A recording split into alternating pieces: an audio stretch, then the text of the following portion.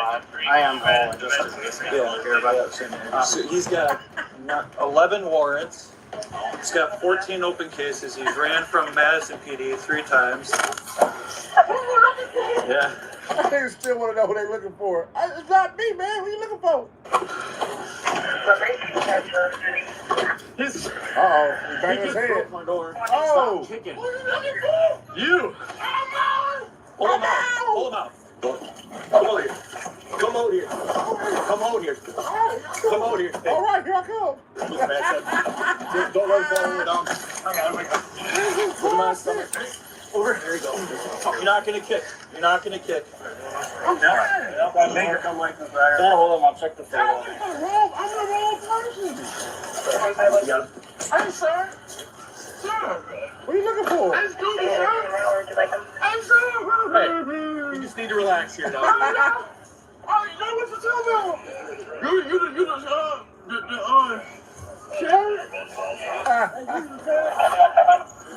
No, bro. You talk to these guys here and just relax. I got what's going on. I'm not gonna be nothing. I can't breathe. I can't breathe. All right, hey, take your breath. Oh, I can't breathe. I can't breathe. We'll get you over here. Hey, take your breath, man. All right? I can't breathe. I can't breathe. I can't breathe. I can't breathe. I can't breathe. Get it on your back, bro. Take some big breaths. Look at strapping this nigga legs together, bro. Oh my god. All right, there's all strap the legs. Look how they strap this nigga legs together. I can't breathe. Hey, take some deep breaths. I can't breathe. Right. Hey, just stop talking. Focus on breathing. They wrapping this nigga out like a burrito. Focus on breathing. I can't breathe. We're gonna sit you up here in a second, I bud. can't breathe. Damn, they strapping this nigga all the way up. What is that? Oh, we're at. What is it, man? I can't breathe, man. What are we doing? Oh shit. Damn. Look at this shit.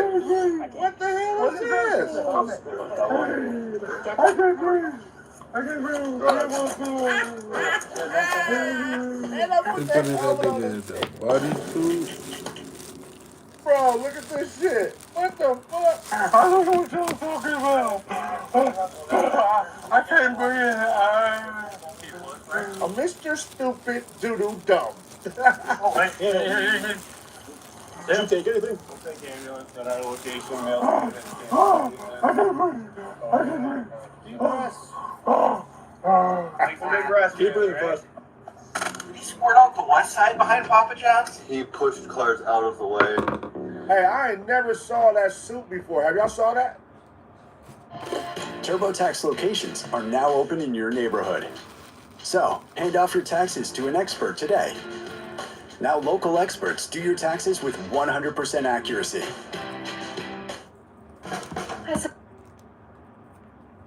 Why am I scaring you? What are you scared of? There's nothing to be scared of.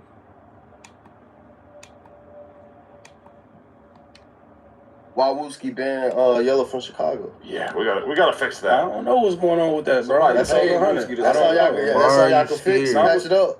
Like that's something him and Yellow gotta patch up. You feel me? But at the end of the day, I don't know what was said. I don't know why it was said. All thing was what was on the internet, just like you. I think it's and over. Yellow Queen don't D. know neither. You know, huh? I think it's over Queen D. Who was Queen D? The chick that Yellow used to mess around with or something like that. Oh, it's over a female. That's what it That sounds shit like. ain't about nothing, man. That's Yellow a and female Lucy shit. sharing hoes? Nah, No, I don't the think they dude need that to was be on the doing phone that, though, with man. Wooski was beefing with Yellow. I'm gonna keep it 100. I don't think they need to be doing that.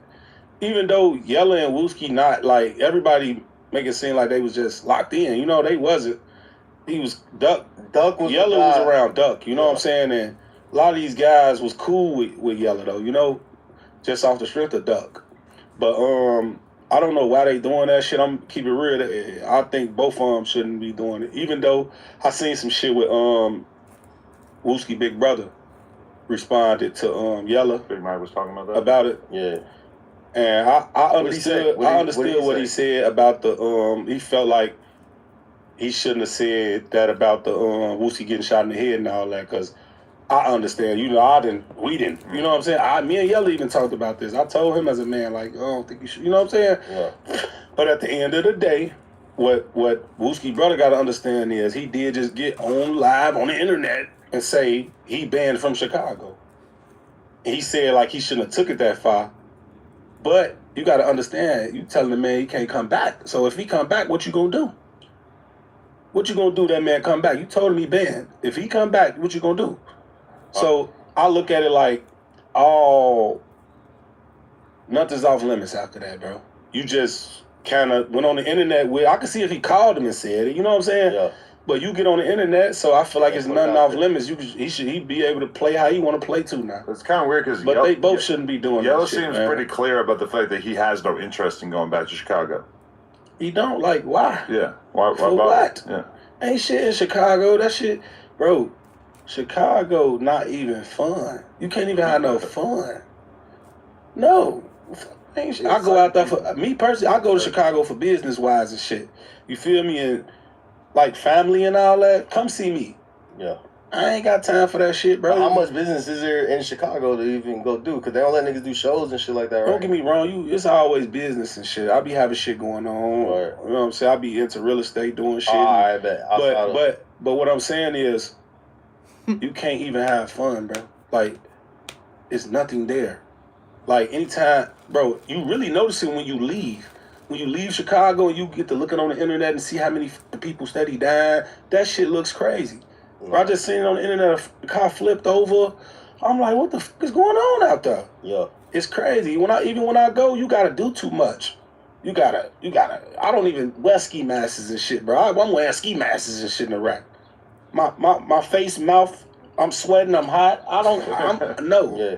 How many years far removed are you from Chicago now? Like, how long? Cause you've been getting money for a minute now. So how long? I've been going from Chicago. I was going from Chicago before I was going from Chicago, if you know what I mean. Like, what about the? I've been gone for like 7 years. Even before the this for Duck song. Yeah, I was gone already. All right, word. But I wasn't. When I say gone, I was in the burbs. You feel me? I got you. It's not Chicago. But the you suburbs still though. put up. It's far out. I was probably an hour out. Smoking a vape. When you smoke vapes. What's wrong with That ain't no vape though. Oh, that's weed. That's weed. What's wrong with vapes, ain't man? Smoking no vape. What's wrong with vapes? You got know on what's Favi. crazy? You know what's crazy, folks? It just rhymed. I'm like, hey, you smoke vapes. You tell that nigga bro. you want him to get the hiccups. No, for you the know rest what? of his I life. saw him smoking it. I'm like, get popcorn. his ass smoked Black and Miles, he smoked That's vapes, dope, man. and his ass drink cheap liquor. Man. That's what I'm saying. You got And your his homie breath smell like smoking a nigga, and he vape. was Man, don't do mustard. that, nigga. That was weed in there. That's That's weed. weed. Alright, That's so weed. we alright, got you. THC. That's a THC. But when I heard, I'm like, damn, this nigga banning vapes. New York niggas can't smoke vapes no more. I I'm saw like, the vape community, they was coming for me, bro. man, what? Shit. They, damn, what we do? They motherfucker stop that. Motherfucking, I was just smoking it as Hell, you said it. Nigga had to put it down. But no, though, it ain't nothing to the vape smokers, bro. If you enjoyed that clip, make sure you become a member for only $5 a month. It really helps support us, and it also gives you early access to all of our content. Let's go.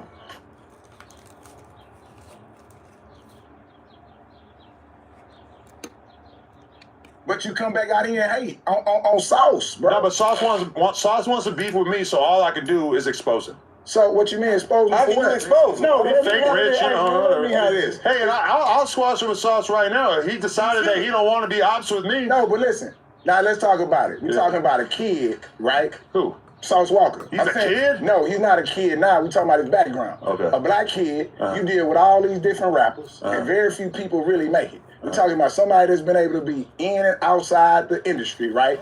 And make millions of dollars off their content. Allegedly. And you, allegedly, Yeah. well, however you want to put it, somebody that's not in poverty no more, Well, right? And able to give other people opportunities, right? Yeah, peso. Yeah? Galveston, yeah, the hardest essay out. Yeah, he's still hanging out with Slush? There you go. All right, Starting see, we'll that get shit that in a again. minute. But anyway, What happened to Sosa Man? but hey, anyway. What happened to all them Sauce But what Factory I'm saying dudes? is, why are you hating on Almost said them successful all. black people, man? How's he successful when he's streaming on Twitch all day with 200 viewers? What you mean? He can afford to do it. He can Afford? afford to do it. Listen, Some most can people afford to stream do it. full time because they're making money from it. Listen, he obviously making money from somewhere else. It's called diversifying his He's making streaming 50 revenue. bucks a day. He's diversifying his streaming revenue. For now? Yeah, he's diversifying his streaming revenue. That's what I mean by hating. You a businessman. At some point, you started this, and you was interviewing the people off Skid Row. Now you interviewing millionaires like myself. So you get that at some point. Are you trying to draw attention to the fact that when we go live, we'll have 6, 7, 8,000 people watching, and then when Sauce Walker goes live, he has 200 people watching? Right. But 5 Okay. years ago, how many you had live? At some point, you didn't have that number. No, it was like about the same 5 years took ago. work. Yeah. All right, then. It took So work, I'm though. saying, No, like recognize five, it. 5, 6, 7, 8,000. Yeah. When you started 5 years ago? I started 10 years ago. 10 years ago. 11 years and you ago. had 5,000 people watching back then. No. All right, then. Yeah. Yeah, what I'm saying, recognize it when you see it. So man. you're saying I'm the big dog and he a little guy? No, Okay, 'cause I agree. What I'm You're saying is you a hater. right. Yeah. You a hater. But he started it. You know why he's streaming. I showed him love for years. He decided he wanted to be ops with me. Okay, so You got it. You got it, how Sauce. much money did he wanted you to pay him that made you mad? He never even had that Because you say conversation. he did the interview with Sharp and not you, and that's where the fallout came. I said I wanted to drink some lean with him because that wasn't good enough for him. But let me He ask took that as racist. He's a race baiter. Race baiter? Yeah. He got white women. What's wrong with drinking lean He together? got white women. How you a race baiter? Yeah, he's pimping out white women. Cool. You're a Pimping. sex trafficker. He got kids by him. Yeah. He got kids, he got children. And that isn't the he number raised. one rule of being a pimp you're not supposed to make your hoe No, your, he ain't your, no your pimp. baby mama? Yeah, his P don't stand for pimp, it stands for player. You ever listen to his music? All he talks about is being No, a he pimp. not. You're a fake ass pimp. I Come listen on. to, yeah, listen, it's no pimping now. I agree. Zero. Boom, I agree. Zero. Thank you. He's Yeah, not a no pimp. pimping Boom, now. I agree. Yeah, this is player, I'm the big man. dog. He's a little guy. Boom, I agree. Big dog. And he's not a pimp. You ain't I showing agree. $22 million. Yeah, well, when you really got it, $22 million. when you really got it, you don't got to be out here with the mother phone. Yeah, but that's You part heard of his what Jay said. entertainment. That's part of his entertainment. Yeah. That's part of it. But you It ain't entertaining nobody. do right with He got Sauce, 200 man. viewers. Listen, you need to have a whole TSF up here and no jumper. Take Who's it left? for a week. Everybody's still there. Is it? Wood, all of them still left. Yeah. I think they disgruntled. You might be I think defending they're about to Sean form a Cotton. union. You might be defending Oh, Sean man. Cotton What? because he took that loss. There's something here. No, that's the other guy I know is the one who beat up Sean Cotton, yeah. Yeah, y'all might, but yeah, you gotta What get happened to off Rizzo, Texas, Rizzo? bro. You gotta get. What, Me he's in shape. and Rizzo were like Hey, this. did you see Rizzo? Rizzo, he in shape. He's healthy. Good, yeah, he had to get away from this lean dealer, Sauce Walker. Sauce Walker don't even do lean, bro. Sauce Walker healthy too, bro. No, See him without pouring up in the incrimination, clip on man. Twitch. No, you gotta get off the internet. You man. lying about everything. You gotta man. get off the internet, bro. Yeah, I'm just saying, quit hating What's on Sauce Texas. paying you to make up all this shit about him? What I'm saying is, when are you gonna reach out to Texas and make somebody in Texas bigger instead of hating on them? I just went there and did vlogs all over the whole state. Yeah, you was hustling. Nothing Yeah. wrong with that. Yeah. Salute you for that. Blowing I think up. That was dope. Smaller artists like CEO Gucci that I Shout felt out to needed CEO attention. Gucci. Shout out to How come CEO nobody Gucci. else out in Texas is doing that? Because They do they that. are a Hot bunch of Dogs vultures who are TV. just trying to make money. Hot Dogs TV do that. That's Yeah. how you knew a Gucci. And I support them. And you do. I'm saying, I'm saluting you for that. But I'm saying, quit hating on the biggest artists we got out there, bro. That's the biggest artist. Y'all got Big X the Plug and you're calling Sauce No, I Walker say the quit biggest hating artist? on the biggest artist. I put an S on it. Oh, okay. Yeah, quit hating on the biggest artist. You gotta start claiming your actual artist. Oh, Meg the Stallion, Right. Travis Scott. Yeah, you ran her down there too, but we ain't gonna get on that. But I'm What? just saying in general, man. I know. I feel like, Sauce Walker got to keep it real. He's in denial Okay, denial of what? That you that he fell off. I think y'all fell off both from did what? it. Entertainment, rap, music, social media. Okay, so to fall off, you have to been up here and came down here, right? You have to go. It's a reversal move. Also, you gotta I think understand. he's still going up that way. You gotta no. That's a clear lie. Also, you gotta understand. I'm an OVO agent, so I'm rolling with the boy no matter what. Ah, that's why. Speak the truth, then. Yeah. He marked the boy out, so No. I get it. Yeah, yeah, I get it. Sauce Walker was Yeah, I marking get it. himself out for years. Nah, you see what I'm saying? He's pretending it's something he ain't. Okay, so why? Well, I mean, pretending to You be want to know what? why you don't hear No, Sauce I'm saying- Walker talk about me anymore? Pretending to Because be he knows the more attention I draw to the fact that he's a fraud, the more that people are going to keep looking What? into it and realizing that it's right. What? And I know Pretending it's to be what? hard for, as Texans, I know it's hard to accept the fact that he's a charlatan, but it's a fact. Oh, we watched him come up. Yeah. You out here in Burbank. He had a little. We what I'm saying is this. What is he pretending about? I'm confused. To be rich, to be lit, to be popular as a rapper. Well, if that's the case, everybody pretending. You Not like included. that. You included. I don't buy views. At Centennial Volkswagen, get President's Day savings all month long. Make no payments for up to 90 days. Plus, get huge savings. Some personal injury lawyers talk about less fee, but when you read the fine print, it's really an empty promise. You think he really got 1 million views on his music videos? Come on. I don't know. You're a grown man. You You really think that? You know better than me. You really think that? Yeah, I think he's that popular. Have you been to his neighborhood? Probably. I don't know. Probably not. Yeah. You see what I'm saying? I mean, have you ever saw his You think there's fan 1 million people in his neighborhood? base? Have you ever saw his fan base? Have you ever saw his community? What's the that he solution built? though between you and It's Slide no and South solution. Florida? He thinks somebody gonna bow down to him. He wanted beef with me. You hear, man? He got it. He's the one who sparked all this off. So- I showed him love for years and years. You don't know that I hung out with him back in the day. Right. I've been around him. Right, so you really know him. But he decided he wanted to smoke with me, so I'm a poke holes in his facade. Oh man. It is what it is. Would you call that militia then? Malicious? Malicious. Yeah, I'm all that and more. Right. So what? Because it's I don't a sore understand. thumb now. Because if he wants beef with me, don't throw rocks if you live in a glass house, all right? Right. So if you don't want me drawing attention to the fact that he...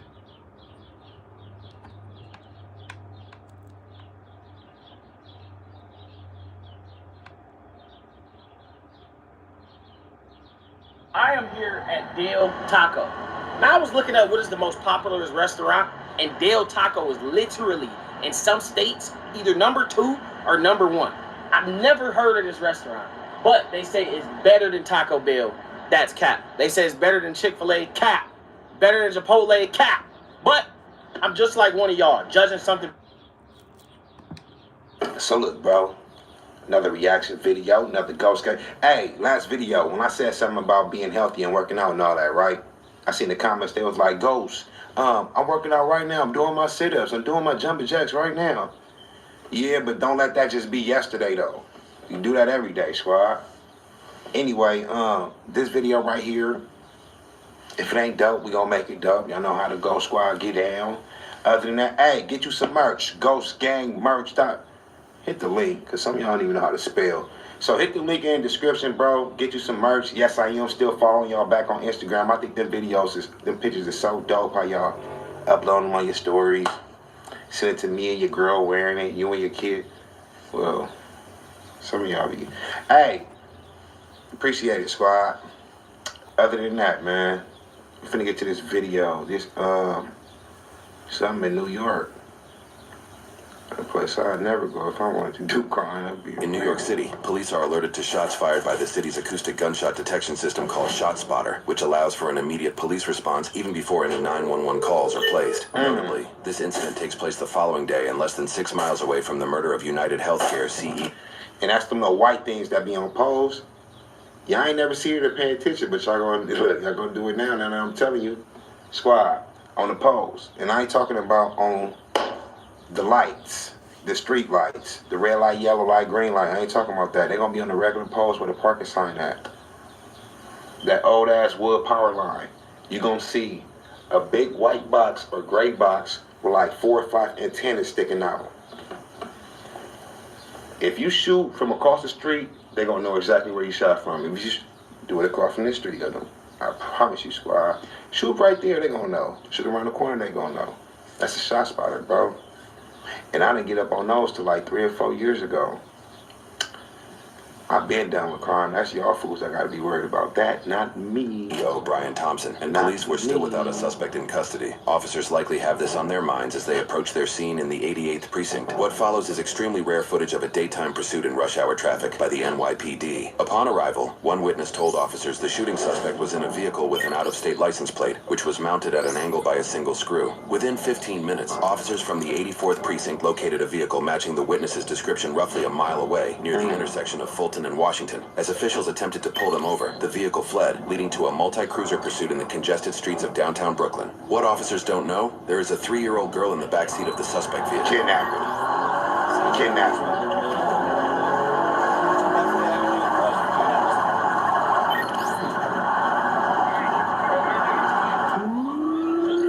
Body cameras on. Body cameras on. Body cameras on. I can't hear a transmission. Is this fool in a I can't hear a Tesla? transmission. Bro, I promise you this, squad. Whether it's his kid or not, if it's not your kid, you stole a car. That's kidnapping. You finna get put under the jail. If it's your kid, this is like the worst degree of child endangerment you could ever have going on a high-speed chase with the police. Understand this, NYPD, they see action, but not like some place like the South or Arizona where guns are legal. So when they come upon some shit like this, they ready to blitz you, bro. They gonna DOA, they ready to, what? NYPD, they got the most police officers in their police department. You finna feel all them shots, bro. All of them.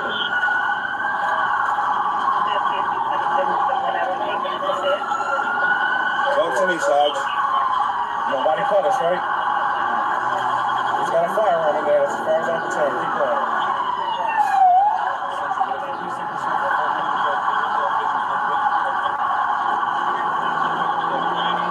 What is he running for, bro? Talk to the radio so we can hear it. Why the f*** is he trying to pass me, bro?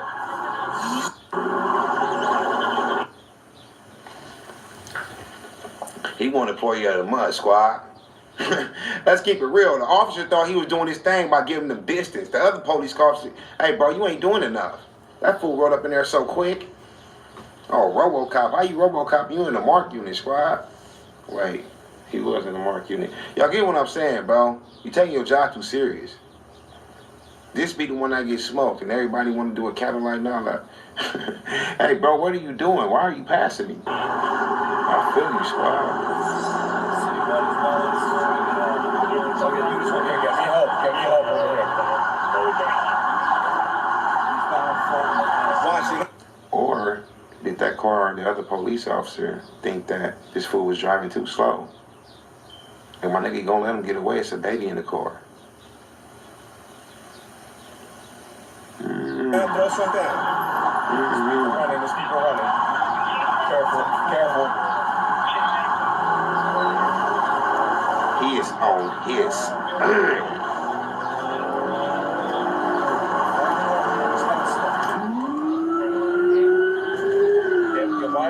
That one more unit is on him, squad. I ain't even gonna lie. Why didn't they block that car, man? That was stupid.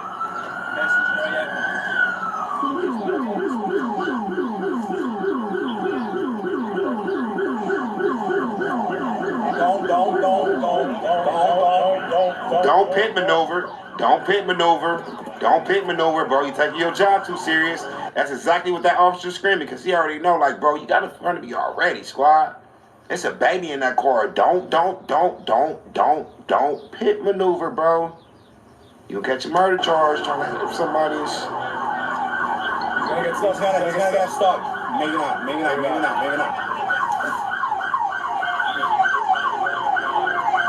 Then you went to go on a high-speed chase in New York. It's crazy.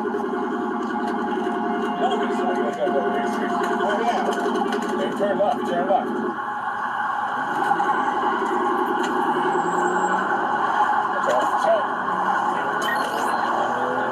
Watch out. For real though, bro, read the room. Even though we outside, read the room. What you mean by that, Ghost? Why would you go on a high-speed chase in the state that has the most traffic in the country? I know for sure I'm going to jail, so I'm not finna rack up all these charges to get more time, bro. I'm not finna do it. Especially with my baby in the car. What if I crash and somebody hit me, now my baby gonna die? You get what I'm saying? Do you get what I'm saying, bro? Damn. Some people ain't got a mind and they brain is like close to the 77 precinct itself. It's turning out to Utica. Empty out the 77. We're going towards the 77 itself, the physical building. In front of the precinct. We're in front of the precinct. I ride motorcycle squad. And this fool right here. Turning out to Utica. Empty out the 77. We're going to. Don't know how lucky he is not to get smacked in this high-speed chase. Even though we didn't see a car come close to him, even though he was out the way, you being on a motorcycle within 5 feet of a high-speed chase, bro, you lucky to be alive, squad. I'm not lying to you, bro. I'm not lying to you, bro, because the fool that's running will do anything to get away from the police. He would. Either purposely trying to knock you over to get where he want to be, or accidentally not even see you and knock you over to get where he want to be. You get what I'm saying? Bro, lucky to be. I'm keeping it real. I'm keeping it real. In front of the precinct. We're in front of the precinct. In front of the 7-7. That's the 7-7 right now. In front of the 7-7. I thought the 77 precinct was only in LA. They got one in New York too? It's crazy.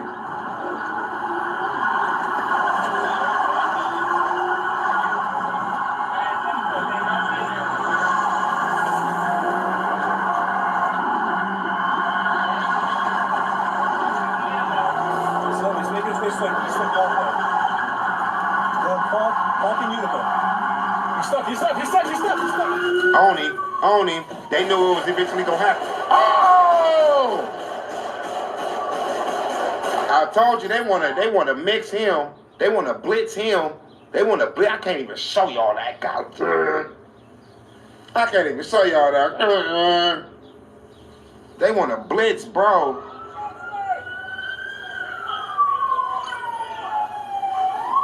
Hold on, who they just chased?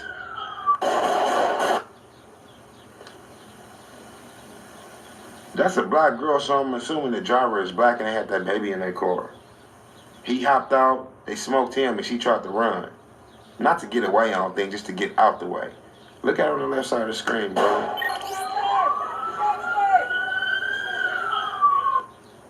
Oh, that's the driver. Yeah, that was her dude that was making her like, bro, sis, you better keep going. He hopped out trying to get jiggy. Not only that, this is NYPD. They said he have a gun in the car. Y'all remember that? That's what they said, squad. So whether they see it or not, I think this is the only state in the country that'll get away with this. Because y'all know how you ain't even supposed to have a gun. Bro would have got 89 years just for a pistol anyway. I promise you. They giving you life for a clip. You get 25 years for a bullet. You get 10 years for thinking about having one. Right. New York don't play, squad.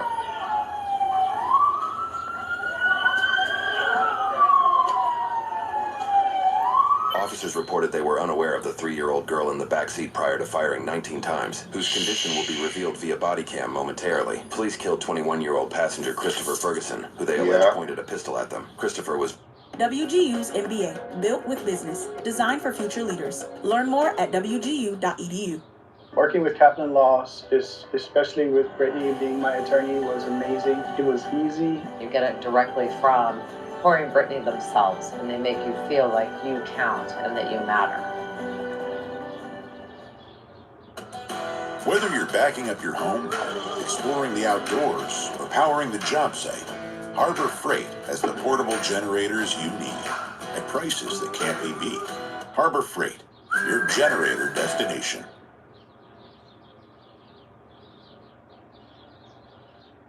Was driven by his alleged 21-year-old girlfriend. Told you. That was his girl. Females, man, I'm so happy I ain't got a daughter. And I say this all the time for the simple fact, and y'all don't be gullible watching this video. Don't be naive, squad. To y'all, what they say, 21 years old. First, I'm gonna talk to the dudes in the chat, right? I said in the chat, I'm so used to streaming. To the dudes, right? Y'all know for a fact if a woman love us, like for real, we can get her to do anything, bro. I mean anything. We can get her to, whether it's legal, illegal, sexual, you know that, squad, right? To the women in the chat, y'all know if you love a nigga so much, that much, wholeheartedly, you would do anything for him, right? That's why she went on the high-speed chase, and that's why I don't want no daughter. I promise you, because yeah, your daddy love you, but once, listen. I love you, baby. You my daughter, you know what I'm saying? With all of me, I love you to death. But like I said, I'm not gullible. I'm not like naive at all, squad. And I understand. Once she starts getting something, he control her mind now. You know what I'm saying? I promise you I know how it goes, squad. And now I want to get in that position because that's when they both will be at somebody's morgue. Not lying. Not lying. Friend, whose name is redacted. She was shot twice in the right thigh before being apprehended and was later indicted by a Brooklyn grand jury on first-degree reckless endangerment and other child endangerment charges. Afterwards, police held a briefing where they revealed an ongoing investigation involving Christopher. Well, we become aware that this male is someone who's wanted for a homicide that occurred back in March. A particularly vicious homicide. He looks like to observe on camera. Once news of Christopher's death broke, his mother advocated for the release of the body cam footage. Somebody needs to answer for why. Shut your ass up. Your son is a demon. He had his girl on a high-speed chase with his daughter in the car. He smoked somebody else. I bet you it was for something petty. And he had a gun on him. It's cold outside, Mom. Take your ass in the house. Take your ass in the house. They get on camera like this, bro, it really irks. Like they son was just, he was such an angel. Man, look, we know what little Timmy did, squad. And it's the opposite of whatever you about to say right now. You ain't getting no body count footage. I'm the president. You don't get no body count footage. My son was shot. I don't even want to believe that it's him until I see with my own eyes. I don't care You what ain't got crime to. He did it. that Christopher did. I do. 17 shots is excessive. Not if he was still up. 2 shots could have killed him.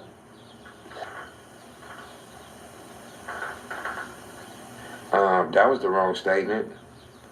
It's my son was 100 pounds. All he had to do was shoot him 2 times. Not 2 times could have smoked him. Come on, Mom. Go in the house. Go in the house. They get on. I don't care what he did. I do. I'm the president. Did he still have a burner on him? Was he still pointing a little bit? The reason why I really don't, because he didn't care about his daughter in the backseat, so I don't care about him, bro. He was on a high-speed chase and had your girl doing it. Play stupid games, win stupid prizes. And you won the ultimate prize, my boy. The ultimate. They didn't need all of that. Per the usual protocol regarding officer-involved shootings, NYPD released the footage around 30 days later, shedding light on the uncertainty.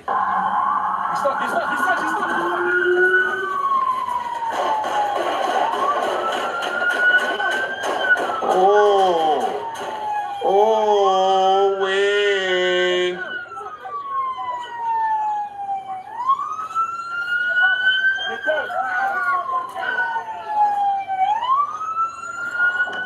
Oh, damn. They still didn't show it. They just showed them up on the car, but man.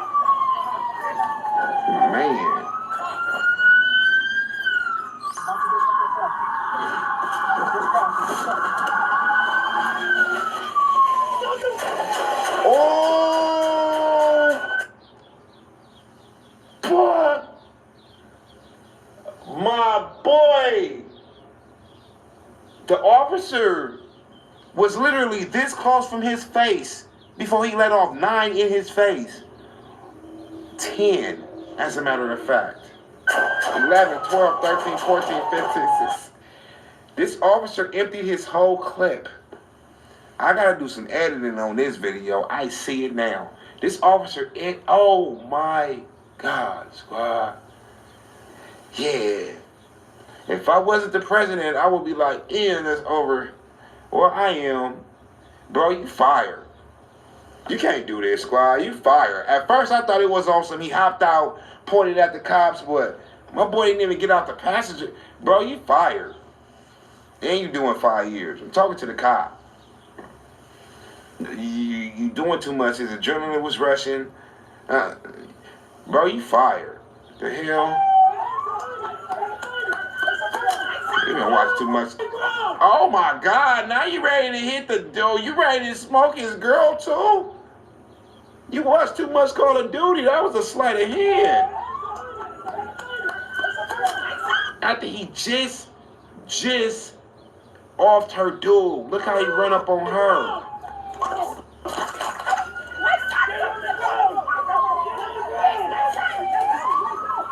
If your son was in there, why you running away from the car?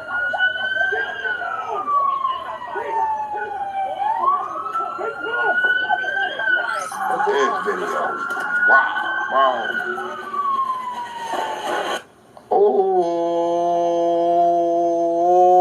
Oh my my God.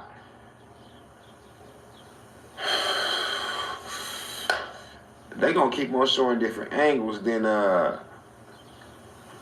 this video might be over, bro. This video might be over, bro. Hey, it's a baby! It's a baby! It's a baby back there. It's a baby! It's a baby! Putting to see what I'm saying? The mama need to be doing like 10 years, squad. 5 for that man murder and 5 for having her baby in that crossfire. I don't care if you love this dude. He tell you go on a high-speed chase with your son in the car. No, that's exactly what you tell him. He get out the car. Or you and your baby get out the car. But you won't do it because, Give her 10 years, squad.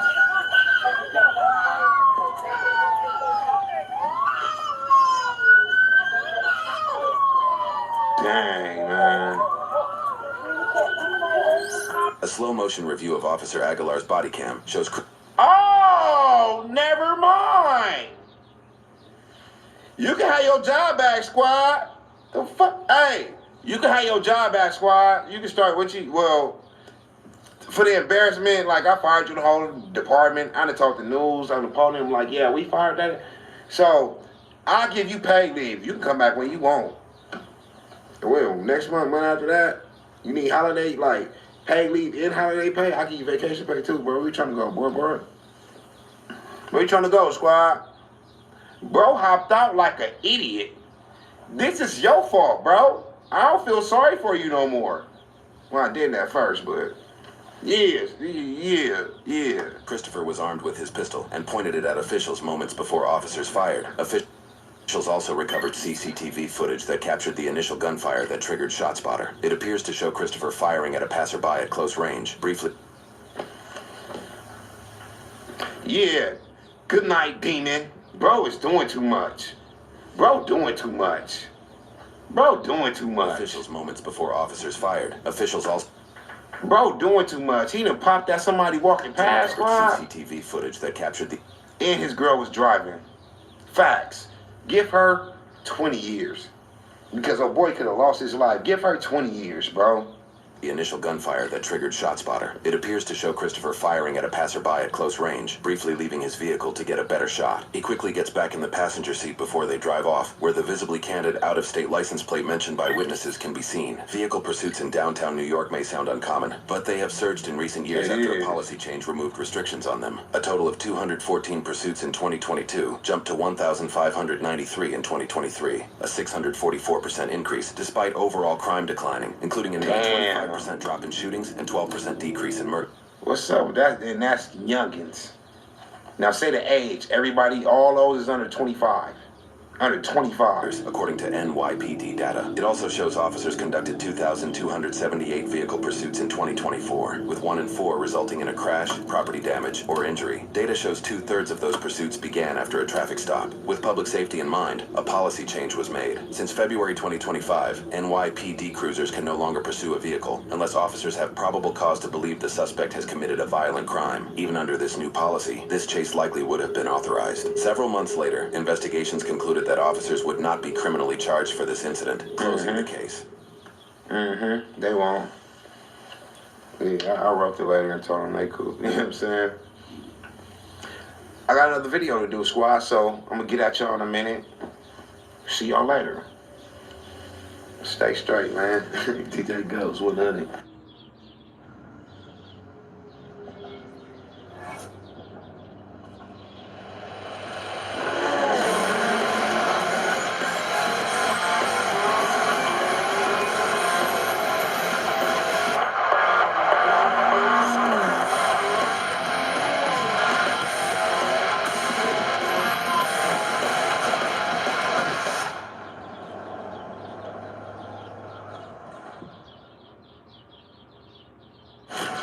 What's your favorite thing about your partner? She's funny. He's open-minded. Before we got married, we said the worst thing we've ever done. What's the worst thing I've ever done? What the? There's some drama. I was drunk. That's a huge red flag. You stop gossiping. To the half happy, carefree couple.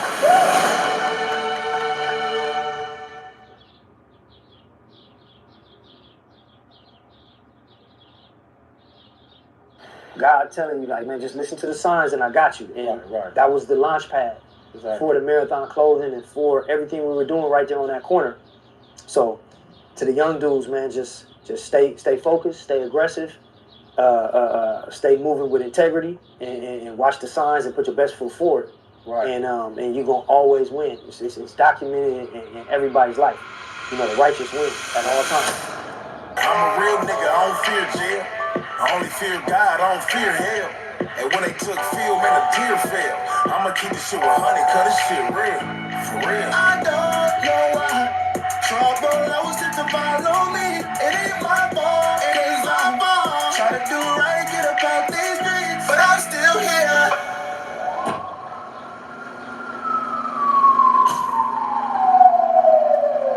Hey, what's up? This is P Nice. This is the P Nice Show, and you already know, if you want to live life, come mess with P Nice, baby. Today, I got a very, very special guest in the building, man. Very, very special guest.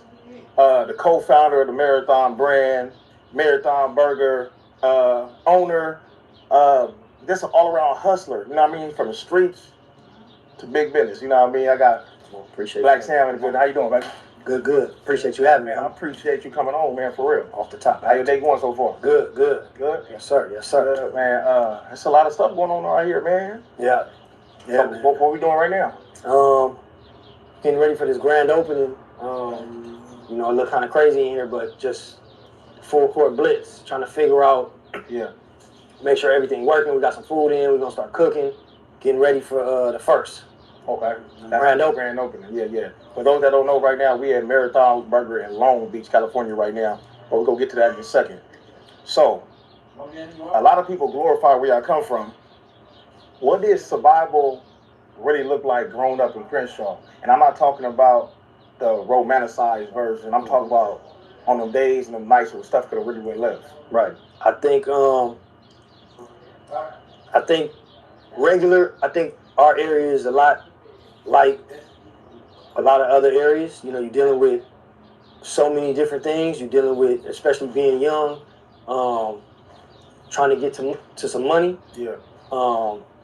Looking up to role models who you see getting to some money, especially moms didn't really have a lot. So at least for me and my brother and a lot of people in the area, we wanted to make sure that we wasn't victims, and we trying to figure out a way to get, elevated.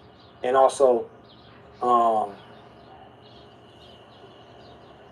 when there's lack of opportunity, a lot of that time it's going to be crime in what you see. So with that being said, without even knowing it, people could come from them type of situations. You just automatically are put in the crosshairs. Yeah. So dealing with police, dealing with legal shit, trying to not go to jail, and then in the area also dealing with envy and everything that comes with that. But I think it's just regular shit, man, that you have to go through, and that as long as you put your best foot forward, it builds your character, and it really molds who you are, and molds how you handle yourself, how you treat others, and just valuing in those situations, really moving from the heart. You know what I mean? And what you feel is your moral compass, and that's how my brother operated. That's how I operate. That's how a lot of the people within the area that we gravitated to, or that became kind of our crew, operated. And you got different crews within our area who operate differently. Of course. You know what I mean? But I think we were blessed to see kind of both aspects, and kind of pick, like, all right, I don't like how that story ends, or I don't like how this is turning out for this person, or actually this what I like. So we kind of gravitated towards the money getters, and people that was out getting money, fly, and also not crash test dummy in the youth. Right. putting them, to manipulate them and put them in the wrong direction. We gravitated towards the ones that was, hey man, nah, don't do this, don't do that. At least myself, I always appreciated that, and we never forgot that. So today, a lot of the older ones that we know and we look up to and have respect for was the ones that we like, oh no, you was actually pushing the youth. And we saw you pushing the youth, and we saw, even for me, for my brother, I saw certain people take bro under their wing and make sure that they guided him in the right direction. Young, right. So not to be long-winded, but I think, you know what I mean. I think that is relevant in a lot of different situations, in a lot of different other people's neighborhoods. Yeah. From LA, Long Beach, Compton, even New York. Yeah. We all growing up in you know, the neighborhoods could be different, but it's dealing with the same circumstances. Right. And you know, just blessed, man, to be able to not be one of those ones, hopefully, that for sure with my brother, the demonstration and things that he done was always stand up, and that's why I feel like people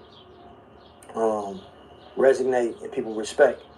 And you know, especially the people that were around and that seen so many different demonstrations and seen him younger, and always they're like, nah, bro is different. You know, they saluted. Yeah. And for us in our unit, that was like the Michael Jordan, like hustle. You know what I mean? So we want to be all-star team players, and we making sure we don't. We gotta bring our own, and we gotta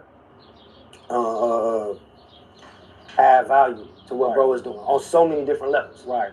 From growing up, streets, getting money, how you conduct yourself in sticky situations. Yeah. And also just moving from the heart and always bringing back opportunities to the area. Right. You know, Hustle was very adamant about making sure he like don't go. What I loved about y'all movement is, I know Nip was the rapper, he was the entertainer, he was the face, right? Mm-hmm. How you was behind him though, pushing him, like you said, like you created an all-star team. Right. You know what I mean? So, how did that feel, having your brother in the spotlight and you behind the scenes making all the moves? I think for me, and really for my brother, he was like talented and he was the one who brought the opportunity, even thought the opportunity and brought it to me, and was like, hey bro, this is what we should be doing. And I'm always appreciative, and whenever I talk about it, I always want to be vocal and make sure people know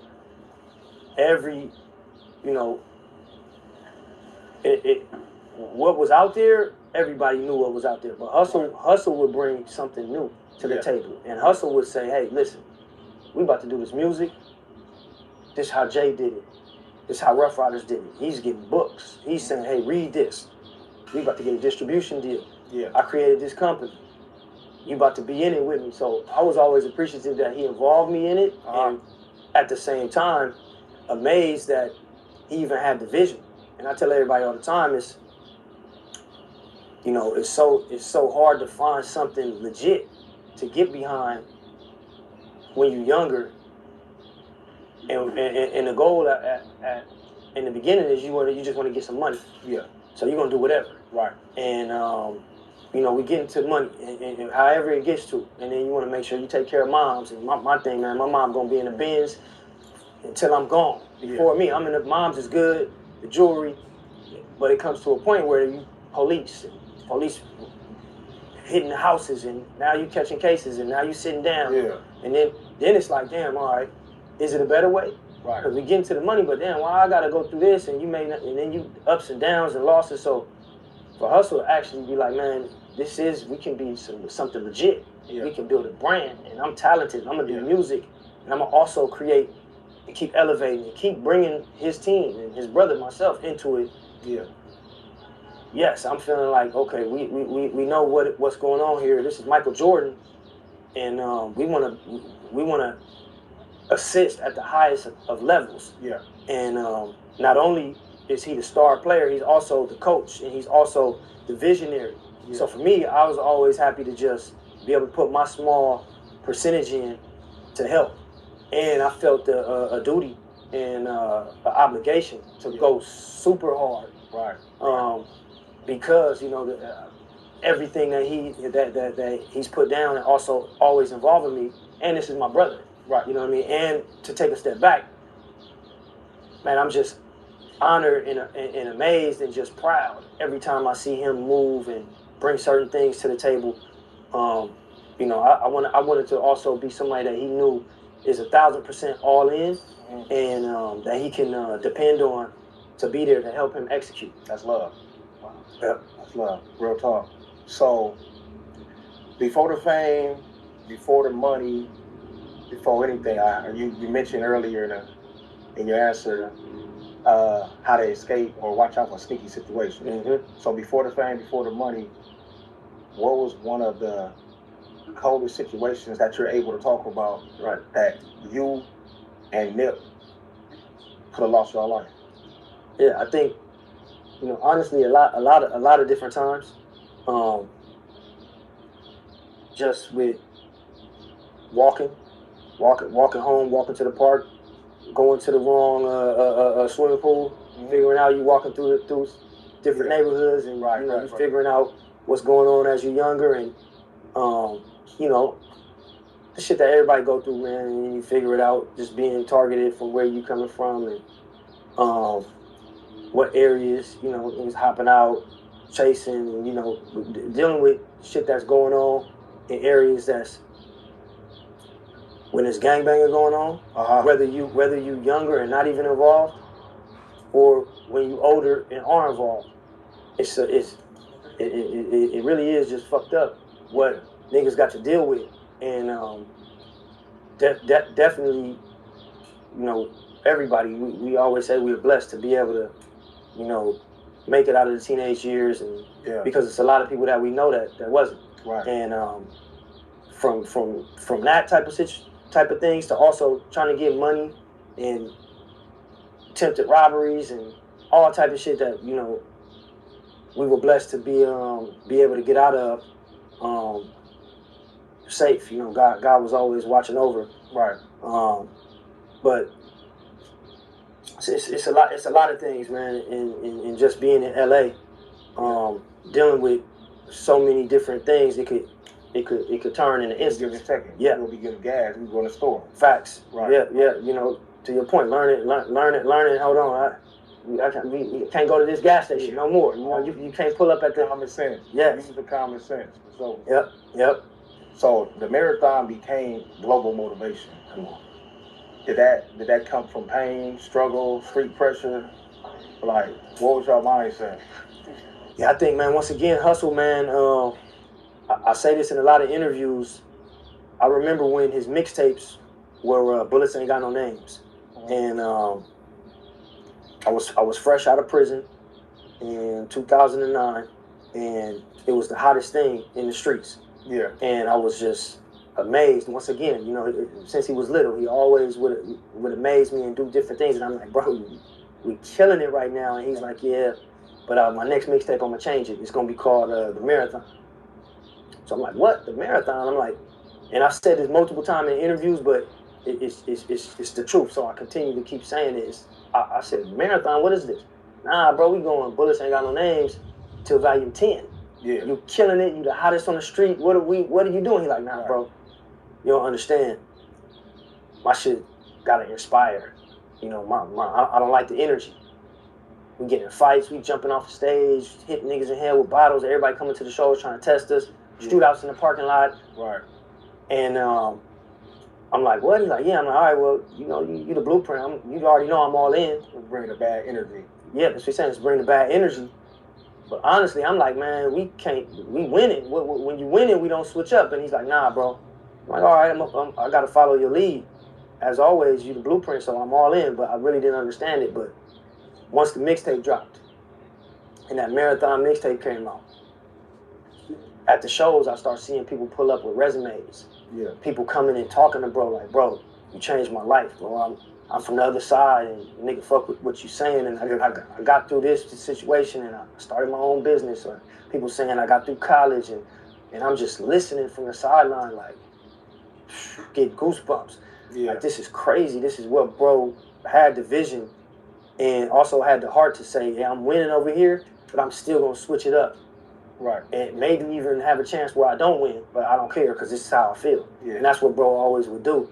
And that was the movement, and that was the start of the marathon concept. And from there, even telling us like, man, this is a lifestyle brand. This is something that can transcend from not only music. It's a mantra. Life is a marathon. Right. And you know, it to your point, it went everywhere. And when people hear about it today, from all walks of life, I think the marathon is just something to tell people, hey, listen, whatever you're doing, whether it's college, whether you're trying to get money in the streets, whether you're an athlete, your life is a marathon. It's hard work. It's not going to happen fast. It's going to be long term, little by little, brick by brick. But eventually you will get the results. All right. At Cox, your internet and mobile price won't change for 5 years. From 5 Halloweens to 5 4th of Julys. Same price, guaranteed. Cox, a step ahead. Requires 2 gig speeds and gig unlimited mobile. Taxes and fees excluded from price lock. Mobile data speeds reduced after 20 gigs. This is Buick now. Buick, exceptional by design. It's all about you during the Buick SUV sales event. Get 0.9% APR and up to $2,000 allowance on Encore GX. If you were injured in an accident, why would you call anyone but the Richard Harris Law Firm? We fight for the largest possible settlement in every case. Recovering billions for our clients. Who you hire matters. Why would you call anyone else? Right. Yep. So how did you stay loyal to the soil without getting consumed by it? I think growing up and my mom growing up in the area, my grandma, grandfather growing up in that area, my uncle, you know, me and my brother learned how to ride bikes on Fifth Avenue. People seen us grow up and raised. So it's always a love for the area. Mm-hmm. You know, we walked the whole area, the stores, you know, have fights, water people's grasses, wash neighbors' cars. So the love is gonna always be there. Right. I think how we deal with certain individuals within the area is always on how you treat it, and you know how. That's us or that's them? Well. Can you tell them, cut that? What are they doing? Who was that? That's our mic guy?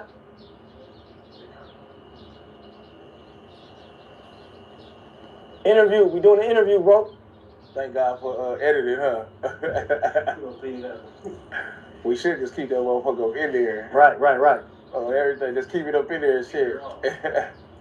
Yeah, just dealing with people accordingly. Yeah. You know what I mean? How I look at it, and how I always approach it, how my brother always approach it is, the soil is the soil. It's not one person that's the soil. Yeah. The land is the land. That's the area. Right. And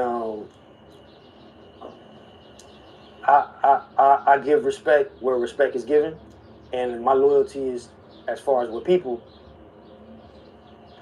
is earned.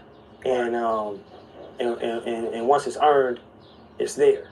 And also, I don't have to wish you harm not to deal with you. You know exactly. what I mean? Facts. You know what I mean? I can respect and honor that you're from this area, but I don't like your get down, so just give me my distance. Yeah. And it's love. And as a unit, if you need us, we here. You know what I mean? Right. But at the same time, we not gonna be prey. You know what I mean? We're not playing none of these games. Yeah. And I think at the end of the day, you know, that's why people respect people in general. Right. Like I tell everybody, man, it's been so many different things that has happened. Hood politics, this and that, and people come and I'm like, hey, bro, check it out. You gonna go for it? Because if you went for it, you're not the nigga I thought you was. Exactly. And then that's end of discussion. Right. It's always like, salute. So when you say, you know, you talking to people from a distance, you keeping, you know what I'm saying, you mess with people from a distance, right? You know a lot of people don't like that. Right. So did it create a lot of tension outside of that? Probably. But the tension was already gonna be there. Right. You know what I mean? Because for me, and I would think it's the same for a lot of different people, but you can judge people. You can judge people's characters, and once you get the signs, you know, regardless of how they feel, you gotta play them at arm's distance. Right. Especially once you've dealt with them, and it didn't go the correct way. Right. Now it's like, hey, listen, we're gonna mandatory keep the distance, because it's not gonna go right. Yeah. It's not gonna go right. So it's the best for everybody, and that's not speaking on one person. That's just speaking on in general. You know, all people in general. And it's what I tell my team, and it's very important that you respect your space and respect your energy, and demand and respect anytime people are in your space. You know what I mean? If not, it's all right. You go do that over there. But when you over here, especially when people are coming towards you, yeah, you know, us as a unit and my team, within the neighborhood, we're not going popping up at anybody, because it's different cliques within the hood, and we're not popping up at anybody's location or what you doing or event, coming trying to run things. Right. That would be very disrespectful. Yeah. And we would be you'd be out of pocket for it. We'd be out of pocket, and we would expect to get what we came for. Right. And anytime people come to what we're doing with that wrong energy, it's a no talking policy. They better be ready for the consequences. Yeah, at all times. And if not, then we're not who we say we are. Right. But I think that goes for everybody. Anybody from anywhere, even I could be a fly on the wall and just watching. And how I see people, how they deal with people, how they demand their respect, also how they give respect is how I judge their character. Right. Right. Yeah. What would you, from an outsider looking in, what do people misunderstand about the Crenshaw district today? Man, I don't know. I think it's so many the legacy and the reputation and just the thought from out of town. When anybody speaks on it, I believe it's held in regard, and it's good. It's been on the map forever, since Boys in the Hood, even before that. So I think it's good. I think one thing that I would want to say, man, is everywhere is kind of the same. Everywhere has good and bad, has ups and downs, has struggle, and I think people understand that the Crenshaw district is a real place, rooted in all of those things. Art, culture, history, family, struggle, and I hope it's no misconstrued notions about it. But yeah. The best thing for me is just demonstration, man. Just educate yourself and look at, I would say, focus on the good. And focus on the positive things that have come from the area, and just in general, you know, it's positive, and it's solid individuals, and there's people in every neighborhood, right, across the globe, even out of the country. You know, you always gonna have those stand-up people that do big and powerful things. Yeah. Did success create any type of envy or distance from people that you would have never expected to come from? Yeah, definitely. Success and perceived success is something that we saw you know, pull people apart, control. People trying to control certain things and not fully being educated on really how, you know, at least for my brother, felt things should go. Created distance and created envy. And, you know, it's one thing I always knew is communication is key and perspective is key also. Sometimes you don't know everything. Sometimes you may think it's one way and it's not. So one thing I always try to be vocal about is when it comes to money and when it comes to success and when it comes to, you know, taking things to the next level and doing big things, is always open the books and make sure the team know, like, hey man, we going broke on this. Yeah. We taking every dollar. It may look like something we putting a movie on, but we going broke on the dope. Right. You know, this shit, we made 20 bands, we spent 25. Yeah. We took a 5,000 loss to sell this thing out. We spent this on radio. We did this on this. So the guys are performing for free. Yeah. But we building the brand. Right. Right. I always felt it was very important. Sacrifice. Yeah, you know, and for them to know that, it's not like, oh, sold out, we made 100,000. No, that's what we made. We actually 5 in the red, and everybody get on the same team. Like, all right, we pushing. And then, you know, when the big checks do come, we bust them down the correct way because everybody has been a part of the journey and of the struggle. And that's really from Hustle, following Hustle's lead and how he maneuvered and how he did things. And also when big opportunities come, always reaching back and making sure that his opportunities trickle down to the rest of the guys and to the family and to his brother, which is me. Yeah. So I think that's the best way that you can deal with it. And to the people who see it and understand it and still don't get it, that's when you got to start Xing people out. Right. And just give them distance, because some people can't even help it, man. Right. Some people mean well and just can't help it. They just have an envious heart, and you know, that's when you just got to say, hey man, you got to stay over there with it. And I think it's important that everybody you have to identify character, the people character, and know this, to protect your space and to protect what you're doing and protect your movement, whatever it is. Right. A lot of people don't understand proper communication creates proper understanding. Facts. You know what I mean? Yep. But like you said, if they still ain't understanding, man, you gotta go. Yep. Straight up. Yep. What do you think Nip life would have been like if he never started rapping? Meet our TurboTax experts in person and let them do your taxes for you. Now this is Taxes. We all do it, hoping a good luck ritual will somehow keep things running smoothly. Superstitions won't fix plumbing problems. Gettel's $129 plumbing rejuvenation will. Gettel, we do things the right way, not the easy way. Every legend starts somewhere, not in the spotlight, but in the work. It starts here, dialing in your swing, leveling up your look. Then, it clicks. You're locked in. From repping your country on the world stage to building the ball club. It's your journey, your moment, your show.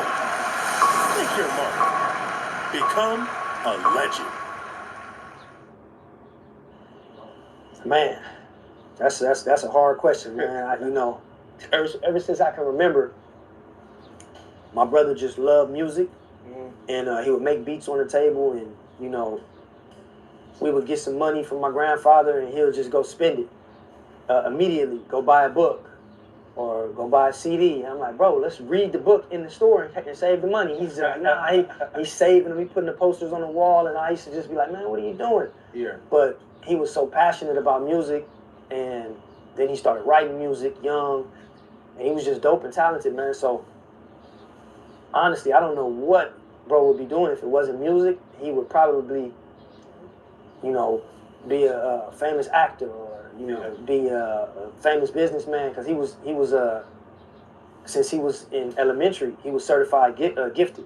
He was very smart and talented. So to me, for him, the sky was the limit, man. Yeah. I just know whatever he put his mind on, he was gonna be successful. Yeah. I love the fact that you put a lot of emphasis on your brother, man. Yeah. You know what I mean? Did you being an older brother, did you ever give him any type of pushback though? Like, man, I'm your older brother. This how we doing it. Yeah, 1000%. I think the early teenage years was when I was like more on my, I am the older brother. I'm taller than him. He's shorter than me. We over there struggling around, and I'm trying to guide him and do whatever I can do as an older brother. Once we got, 15, 16, 17, and he passed me up too. So now I'm looking at him like, man, what's going on? It was like we're twins at this point. He feel like he can whoop you now. Yeah, you know what I mean? And he ain't hearing what I'm telling him, and like, man, you're not my this. So I'm like, yeah. And we are going through the same thing at this point. Whatever I thought I knew that he didn't know, that's out the window. And he's dealing with things that I'm not dealing with. And so I had to learn how to take a step back and be more of a supportive older brother, and also still sharpen steel and listen. And I don't know everything, and I think that was how the roles changed. Right. And then just dealing with everything that we're dealing with, just it just became we got each other's backs. Right. And we have the common mission and the common goal to get ourselves up out of this shit. Yeah. And he was gun ho. He was like a Brady or an MJ. Like, he was like, man, we about to do this. Right. And so he was the supercharge to me. So it's like, yeah, let's go. And so I always wanted to hopefully be the supercharge to him, and just ping pong off of each other's energy. And that was the dynamic. Yeah. Crenshaw Slauson is about to be Nipsey Hussle Square. Yeah. Man. Big, man. It's big. Man, we used to walk from my mom's house on 60th Street, walk to Crenshaw Slauson in the rain sometimes, to catch the bus at that gas station to Markham Middle School in Watts. And then we used to walk back home, and had to make it home without getting our shoes jacked. Yeah. You know what I mean? And going to Hungry Heroes, starving, hoping that we find some money on the ground so we could buy a order of fries. Yeah. And then we end up hustling, and Crenshaw Slauson was the epicenter of that. And running from police and going to jail and getting in fights and opening the shop and so many different things. My brother met his daughter's mother in that parking lot, and we ended up buying the parking lot. So much history there. So much history, man, that it's just an honor that the city and the people would even make something like this possible. To name this section Nipsey Hussle Square, man, I can't even explain how it feels to me, and the family, and I know for sure Hussle would just be honored and appreciative. And I think, like I tell everybody, just his goal was to inspire people, and having that corner named Nipsey Hussle Square is inspirational for anybody that comes from that area and areas that are similar.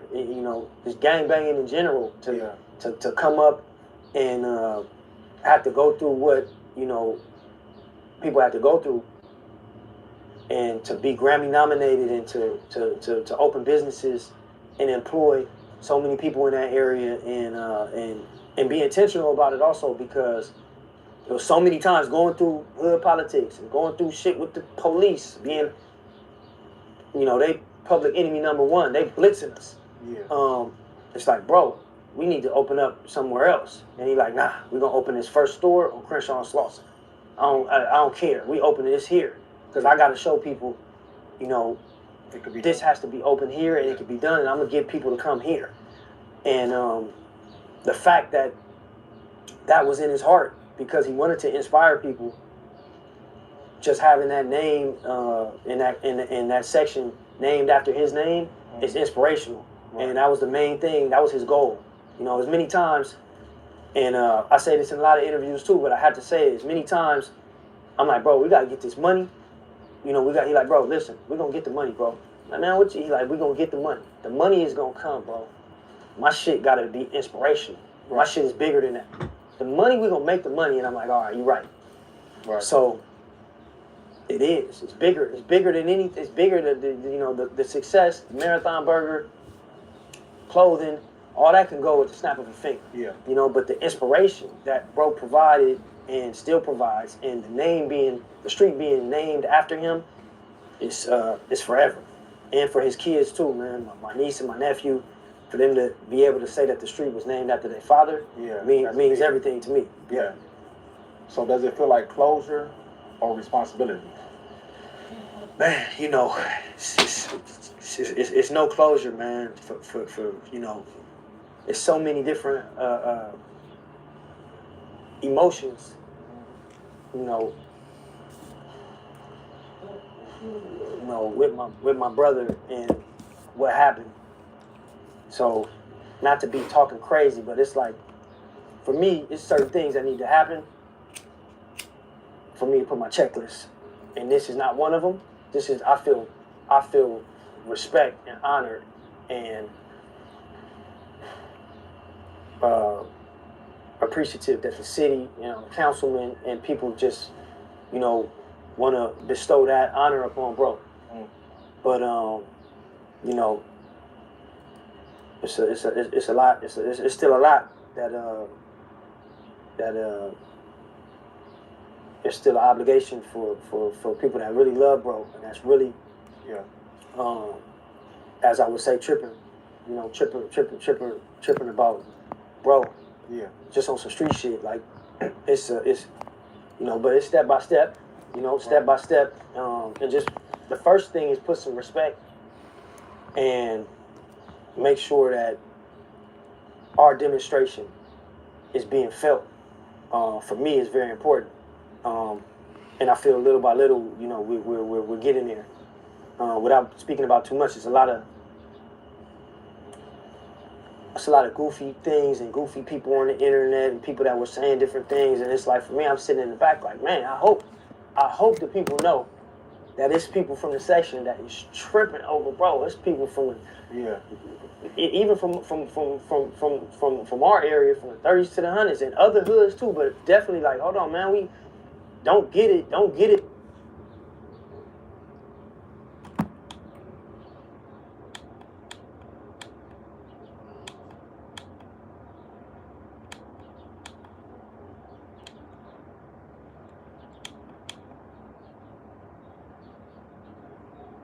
What's good, YouTube? It's your boy Dub, and I'm back for another video, and I'm back to try.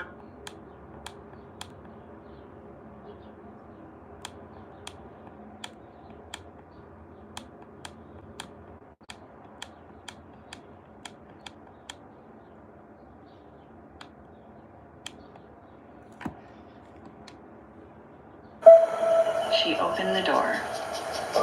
It swung slowly upon its hinges, as if it were afraid to open.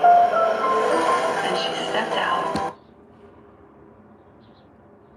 We know, but we know. So if I do that, that means like you can say "F my damn mama." Yeah. Post her grave. Yeah. Smoke on her. Yeah. And that's fair. Yeah. How? That's equal. That's equal too. You don't get to don't post my So mother or my grandmother, nothing in no foul way at all. Do not do that. When you post a picture of my mother, post her at the most beautiful picture that you can find on this planet Earth with no caption. And so then I'll the rules fuck are with now, if I post a mama, he can do whatever he want to do and it's justified. Yes. So, Yes. So if I post a mama, he can go to my kid's school and my kids are kids. We not saying go kids. Exactly Kids my kids point. are not. Wait though. Exactly my point though. It's not all things golden. There are limits then, right? So hence, it should not be I post your mama.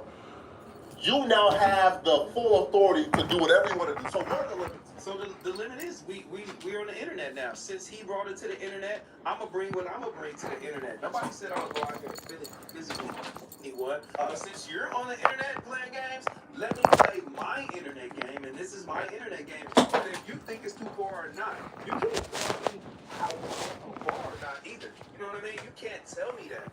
So once you put that shit on the internet, let's play internet games. If you want to do some physical shit, then we gonna start doing physical shit. Wait, all right, so look, trust me.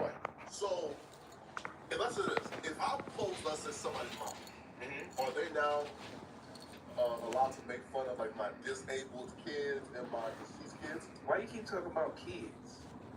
No, He spoke about his mom, and then he spoke about his mom. He kept it in line. All right, cool. So here's the line is, if I post your mama, you can say whatever you want to say in regards to any subjects. About your mom. That's not cool. About your mom. Say, listen, man. If I post, like, your mom who just happens to be ugly, I ain't gonna say no names. I ain't call her. I just posted a picture of your mom, right? Again. How are you gonna tell me how to respond though, Flacco? How are you gonna tell me how to respond about being mad about my mom and disrespecting my mother? How are you gonna tell me how to respond? If I post a picture, you're supposed to look at your mama and see beauty in it. So if I post a picture of your mama, you ain't even supposed to see, like, oh wait, no, like, here, okay, so that's right. If I post a picture of, like, a dude's mom, right, and he loves his mom, he's supposed to look at that picture and not even see that it's an ugly picture. That's foolish because right, because I know your mama's ugly. I'm a realist. Yeah, that picture ugly of my mama. You know what I'm saying? Like, but how do you listen? I'll be real, bro. But I've never seen a bad picture of my mama. I love my mama. That's why it's a bad picture. Damn lie. Right?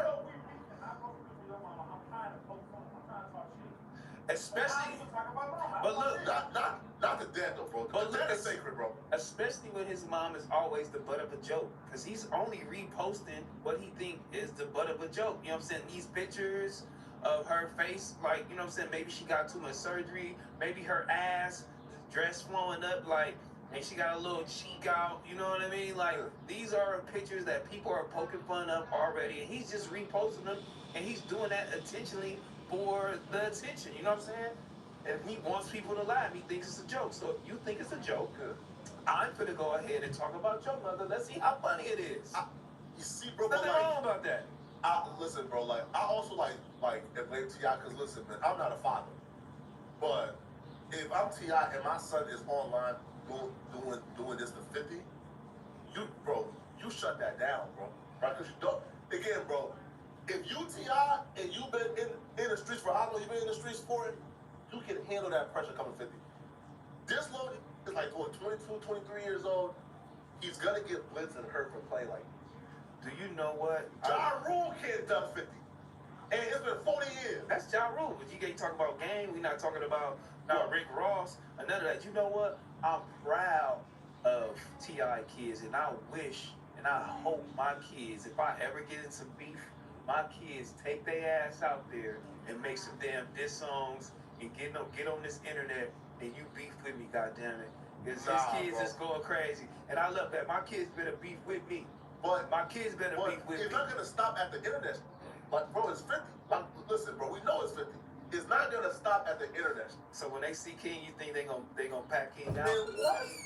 Man, listen, when you feel like, wait, question for you, right? If they catch King in Atlanta and he got that blick on him, it's bad for him. I'm trying to tell you. If Tony Yayo and Uncle Murder walk into a Subway, and King is there ordering food, what happens? They not gonna do the You crazy? Unless King like, oh, we can get him. Man, I'm saying or something. If Yayo, they'll laugh at bro. Man, if Yayo and Murder don't crash, they gonna get the Young Buck treatment. Bro, I guarantee you, bro. If Yayo and Murder see King after King done posted 50's dead mother's tombstone, his grandma from right tombstone as well, and he done diss 50, and he done smoke on her mama. If Yayo, who is there, well, like, again, who don't got no life skills, he's living off of 50 Cent and Vlad TV checks, right? But listen, bro, again, he's flying to Dubai and Morocco off of 50's dime. He's eating smoked duck off of 50's dime. And you see who's been smoking my dead mama, who's 20 plus years old. King ain't no 19. No, he's a 24, 24 years old kid. little 24? God Yeah, damn, right. he look young. He gotta be at least 22, dog. Nah, look at real He quick. has to be at least 22 years old, bro. Let's see, how old is Kid? Wait, He's 24? Yeah, there we go. he's a fully grown man did it at 21 years old. Right? Again, this ain't no 16-year-old doing it. And you is murder and 28-year-old. What, like they won't crash? Y'all body would go out there. But no, let's go back to the Ja Rule. They didn't crash on Ja Rule on that plane. They come on, that's a plane, bro. What you mean that's a plane? You got to If you crash see anywhere. Adam- You just told me Adam, we had to man, crash anywhere. stop it, There bro. we go. I got you, see boy. Adam at a Hollywood? I got you. Nah, I bro. got you. Nigga, a federal case. Shut up. It's a place. It's time and a place for No, everything. nigga, Locked no, up. nigga. I Charge, got nigga. you. If you watch episode 1, you know what I mean? Make sure you go Listen, watch bro. the episode Listen, 1. bro. It's a time and a place Nah, for listen, everything. bro. What? And you just said these niggas eat smoked duck off Abortion, the side. industry They abortion want Dubai. is And you know what I'm different than saying? a federal charge, Come on, nigga. man. This ain't no You crash bullshit. on a plane, you got a federal case. You can't fly no more. It's over with. Oh well. You You're not eat allowed smoked to duck. You eat smoked duck on my Man, dime. man, If you man, want to listen, Dubai on my dime. It You ain't that get those tasty. jets on my dime. Man. Nigga, when you see him crash out. It ain't that tasty. Look at that tasty. Right, you know what I'm saying? Exactly. It's a time and a place. A fair case. You gonna get arrested and you can't fly. You're in the no-fly zone, whatever the case may be. Who cares? Can't fly, whatever. You know what I'm saying? You got And that's a only fair case, and that's only for and a you can't minimal fly. time. It ain't gonna be forever. What? No, it's forever, nigga. What you mean? Hey, you can fight. It ain't forever. They gonna knock that off, bro. No, that's a terrorism charge right there. They gonna knock that off. You can fight That's on the a plane. They gonna be like, terrorism oh, you charge, can't nigga. fly no more, bro. Huh? Come on, dog. They gonna be, you Nigga, that's can't a fly. terrorism charge. Listen, It's got to be some type of Listen, bro. stipulations behind that because it's If some you get to emergencies squabbling, or something. and God forbid you get to squabbling and wounded and knocked over in the cockpit. Oh no. 20 years. It's over for you. Is you crazy? And so what? Crash out, smoked up. It's a time and a place for everything. Now shut your ass up, Nah, boy. man. Shout out to hell King. nah, man. Shout out to my boy King, What? man. What? Go hard. I know 50 respected too. I know respect just the type of 50 is. He respect that young nigga hopping out there like that. Will he ever put him? Hell no, but I guarantee you 50 respect him for what he doing. Cause get your scary ass out. If you don't do that for your mama, you scary ass. Some hop. He was finna try to just bully T.I. till he couldn't no more. He was finna troll him to death. What though? But if you feel okay, but if you truly feel like in your heart, you have to step in one for your mama, and then two, this man was gonna bully my dad. What type of daddy? Pause. That just sounds pause. Well, but bro, like again, if you as a man feel like another man is capable of bullying your father, nah, bro, like that's a bad look on you, right? Like your dad can get bullied, your dad get bullied? Nah. What?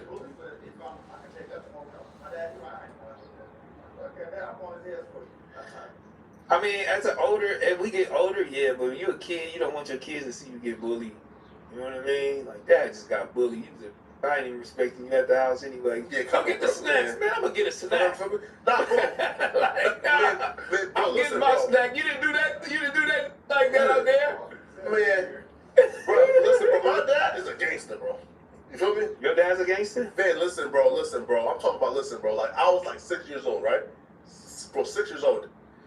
Like, I'm at like the park playing ball and shit, right?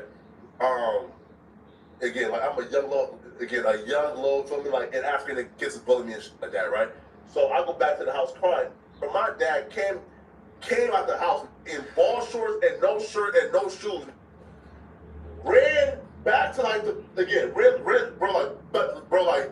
the court, nigga, and called face with like three like something like a 15-year-old. Come on. Your daddy is out of pocket. Gangster. That's not gangster. You Gangster, fight nigga. Teenagers, bro. Gangster, Because of nigga. your little mark ass. Gangster. So he's been since Gangster, damn. right? Since 15, you ran home. 15. Gangster. Was it 15 or were you 6? I was 6. Oh, you was 6. Oh, okay, that makes sense then. Then Okay, yeah. I'm Fed, beating listen, bro. everybody I was ass. in school, right, bro? Yeah, you're right. I'm beating everybody ass. Right, bro, Fed, listen, bro. I was in school, right, bro? And there was this kid called Daniel, man, right? His name was, I think, like, it was like Daniel A. He was like a 6'4" man, feel me? Right, like, feel me? What? I was like 13, man. No, yeah, this was like the 8th grade. He was like a 6'4", big, you feel me? Now, bro, me and this, for some reason, he just ain't, I don't know why, all right? Now, in my school, though, there was this thing called Africans versus Americans. Every day, right, we would leave school, walk down the block, and had a full-on, like just a full-on, like, brawl, right, of the Africans and the Americans. For some reason, I never understood why, like, how we got so brainwashed into thinking like we were enemies, but it was like a full-on fight every day, right? No, but dude though, right? Like him and some right and came to my crib, right? Because again, I will come to like the brawls and I don't get involved, right? I just watch, right? So apparently though, like he lived like around like so like how Darby works is there's like a hill, right? I live at the bottom of the hill and he lives here. So these came to my house and knocked on the door trying to fight me. I'm not coming outside. Get the fuck. Hell no, this fucking not. Bro, my dad made me come out the house and catch the fade. So my dad is a gangster. He's not T.I. He's not getting bullied by them online, bro. Right? He is a savage, bro. Listen, bro, my dad is one of the most ruthless things I know. If somebody posts my mom, I don't feel like the need to get involved. You gonna wait on your daddy, you are. Bro, listen, bro, my dad got it. So King felt the need to step in because he felt like T.I. was gonna lose. Nah, bro, that's all shit. Nah, he stepped in because his mom was being talked about. Now you gotta fight the whole family. So now you gotta fight T.I., you gotta fight King, you gotta fight Damani. You know what I'm saying? Buddy Red, he ain't even touched down. Yeah, y'all with Buddy Red might kill somebody. You know what I'm saying? Oh, the like jazz player? Yeah, he hit it too. I seen the older son ain't got into it yet. Yeah, he missed about 3-4 kids that's ready to get out with you. The daughter dropped a diss track. That was an old clip. She didn't do that. Huh? That was old. That was like old. Word? Yeah, that was an old clip. I'm about to say, bro, y'all is just testing 50 Cent now, bro. Because listen, bro, because if 50 Cent responds back, they gonna do him like how we doing at Corey Holcomb. Oh, let's talk about that. What? Corey Holcomb. Man, what's up, man? Like, damn, do you think it's over? Do I feel bad? Yeah, do you really think it's like? Oh, I mean, comedians do get a lot of. How far though? People love comedians, so comedians kind of like, you know, they can do what they want a little bit, you know what I mean? But he did hit that lady, man. Feel me? No. Oh, okay. You about like 3 weeks late. That's just the iceberg. Since that's what's happened. Okay, so for y'all who don't know, so Corey Holcomb, got exposed by like TMZ. So about a year and a half ago, a lady came out and accused him of punching her outside of a comedy club. Corey, like, dude, came on, she's crazy. She came in and attacked us, right? We just, like a stranger, oh my God, right? So Corey Holcomb told his elaborate story of how, like the girl is lying and he never did this, and she came and she put her hands on him first, and then TMZ dropped the footage of Corey Holcomb walking across the street, getting into her face and punching her, right? So that dropped. Now, when that dropped, though, that dropped 3 days after the Anton Daniels situation.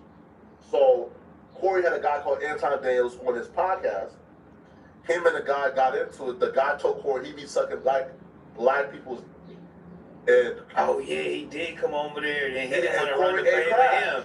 So now automatically, hold on, bro. You punch a woman, but when Anton said that, he said, "Let's go outside." So that was already bad.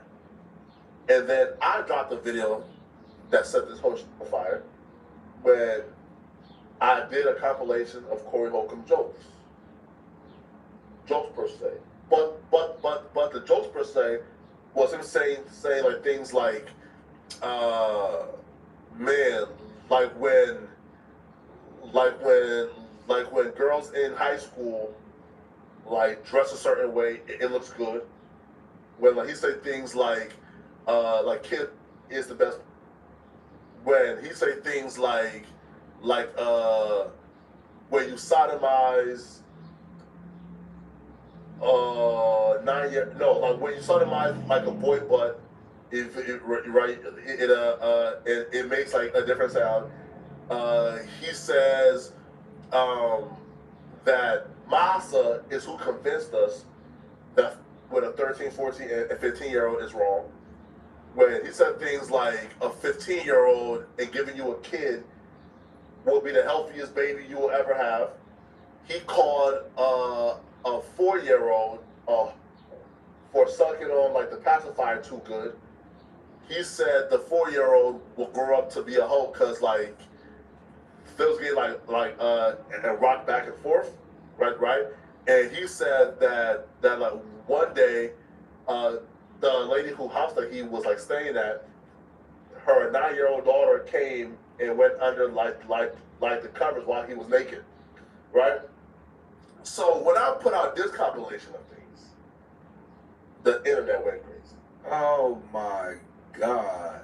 Now, based on hearing those jokes, do you feel like there's any explanation for why those jokes would even exist? Because he claims those are jokes, I'm a comedian. That is crazy. I believe in taking it. I mean, dark humor, but certain things just don't need to be said, and people cover up a lot of things with jokes. That is wild, homie. We're here, watch it, okay? Imagine being able to build anything. Meet Base 44, a complete AI creation platform made for anyone with an idea and a drive to bring it to life. Let's make your dream a reality right now. I suppose no condoms this one time. Today, over 20 million people are diagnosed with an STD every year. It's time to rethink safe sex. Talk about always using condoms and testing so you're free to have more fun. Learn more at rethinksafesexnv.org. If you're injured in an accident, who you hire to represent you matters. Where they live matters. We work right here. We live right here. We know Nevada. We know the courts. We know how to win. Who you hire matters.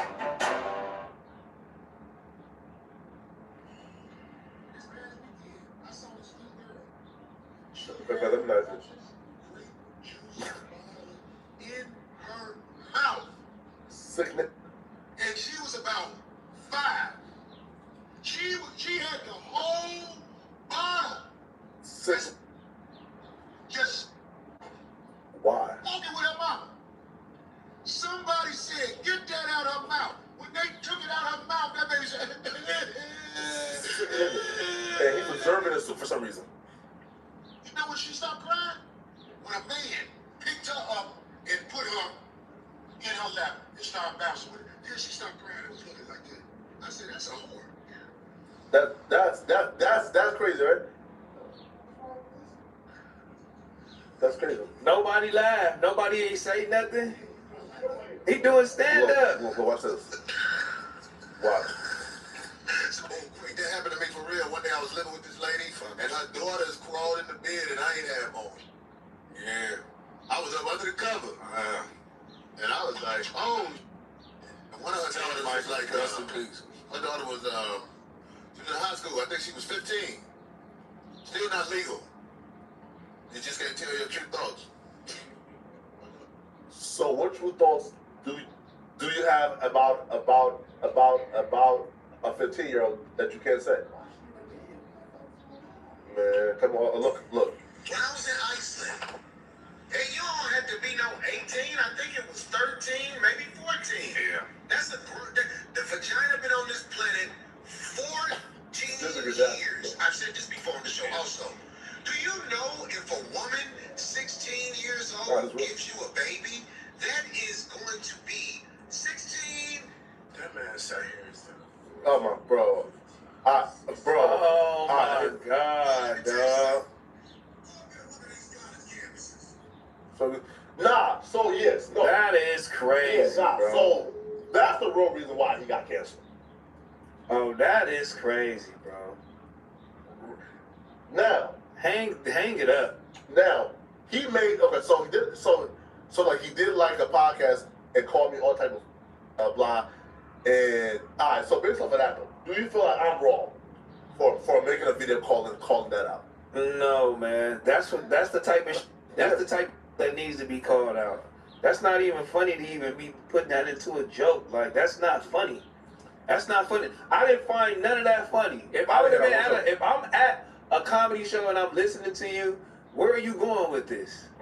Where are you going with this? Like, what angle? Like, what's the angle? Like, nah, dog, that's not I don't find that funny. You know what I mean? Like, and I feel like people just give comedians a chance, and they probably like, oh, he didn't land a joke. He thought he was gonna land it, and he said some dumb. It's whatever. He joking. Like, hell no. Especially if you got history of saying some. You keep on trying to insinuate about these minors jumping in the bed and being hoes and this and that. How many times you trying to land this joke? Come on, bro. Fair, listen, bro. And here's why I don't even think that it's a joke, because like, and he said, listen, I said this before. I told y'all before. When the vagina been on the planet for 14 years, it's ready. He said that, bro. It's ready, right? A 15, 16-year-old giving you a child will be the healthiest child you will ever have. Said that during stand-up. No, on a podcast. On the podcast. Him, now I'll be real. It was him, Darlene, Craig Smith, and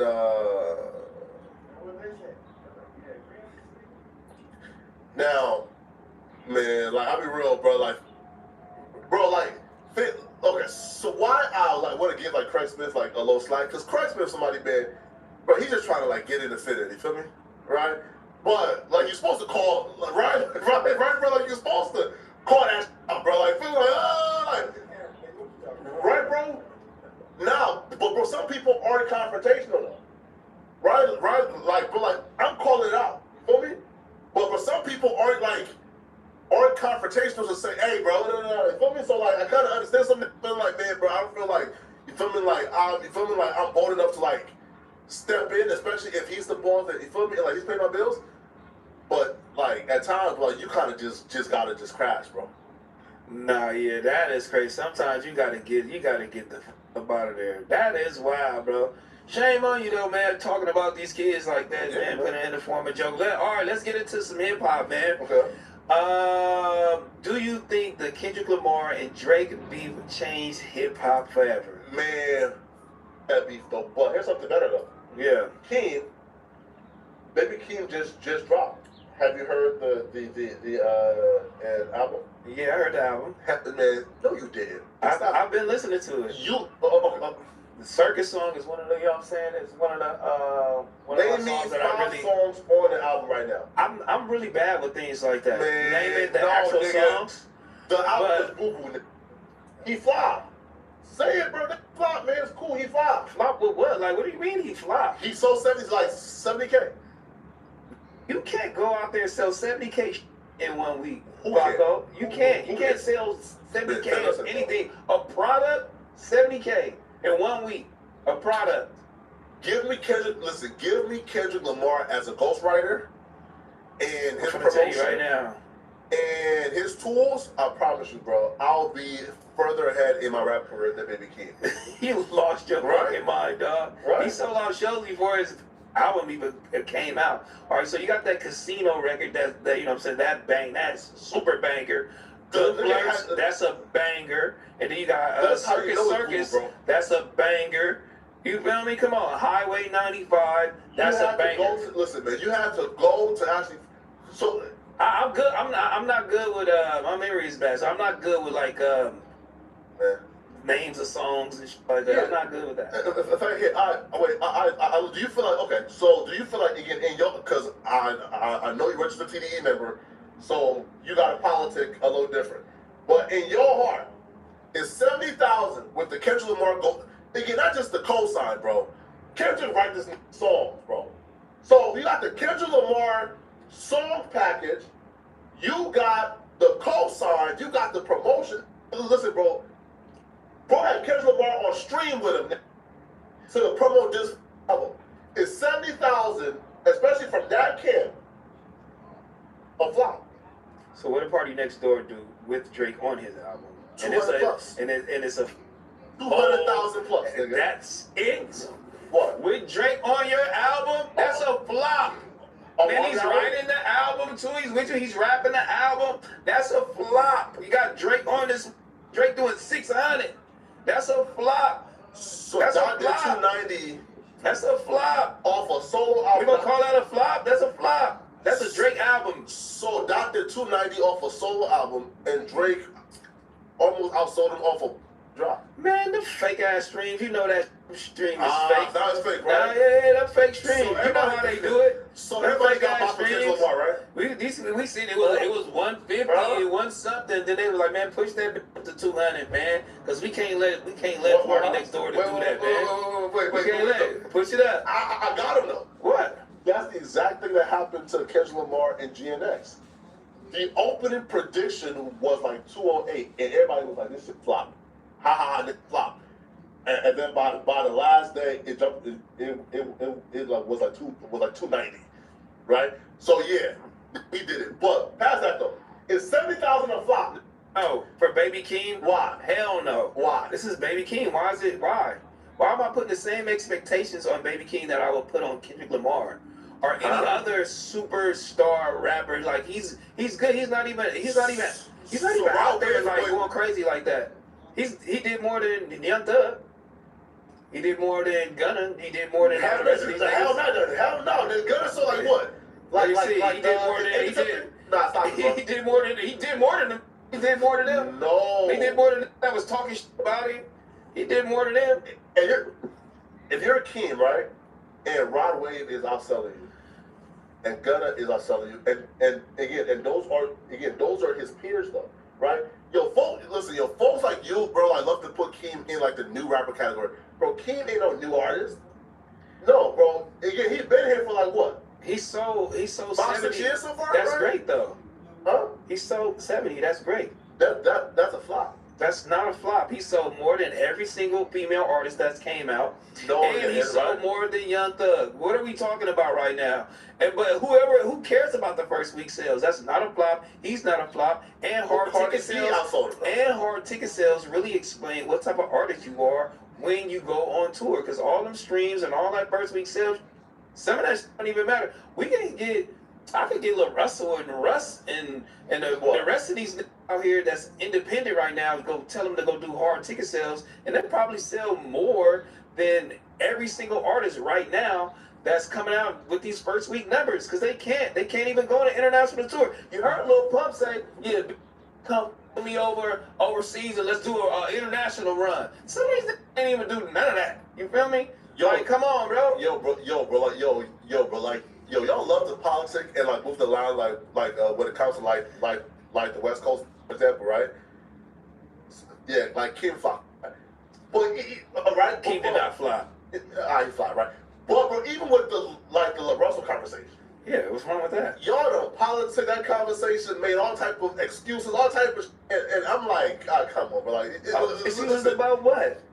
At this point, it's like, yo, there's no objectivity because, like, people are like, again, when Lil Russell, right? Yes. Got signed to Rock Nation, right? Now, people was mad at him. Why? I think more so people, they just want that independent aura for him. I feel like they mad at him because he's preaching independence. I watch your podcast, right?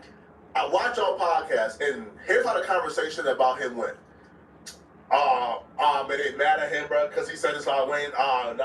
Man, this is some hating. No. We talking about Lil Wayne? We talking about independence. No. When y'all talked about it, y'all talking about how people were mad at Lil Russell, and they were just hating, and I'm like, no, folks was mad at Lil Russell for valid reasons, and here's why. Before Lil Russell signed, Lil Russell was the people's champion. Exactly. He was somebody who, well, I still respect him, but people was rooting for him. more specifically because he documented his journey and his story. And within that story was him talking about one of his most viral and biggest clips ever. Rock Nation. Is him saying, yo, as an independent artist, I went into Rock Nation and they brought a contract with no money. I spotted it, and then they brought the real contract with at $800,000. They me and I walked away from it. Bro, people galvanized around him because of that. Right. The day he signed to Rock Nation, he goes and do this interview and says, man, listen, man, the one thing I want to say to the public right now is, y'all been wrong about Jay-Z. Y'all been crucifying this black man who got us our first black president. Jay-Z got Obama elected. So after signing his first contract to Rock Nation, he go on a podcast and say, y'all been wrong to Jay-Z. Jay-Z has dedicated his entire life to this, and this man has strived for black. I've never heard LaRussell sound like a politician in my life. And I said, hold on, bro, that's not the LaRussell I know, bro.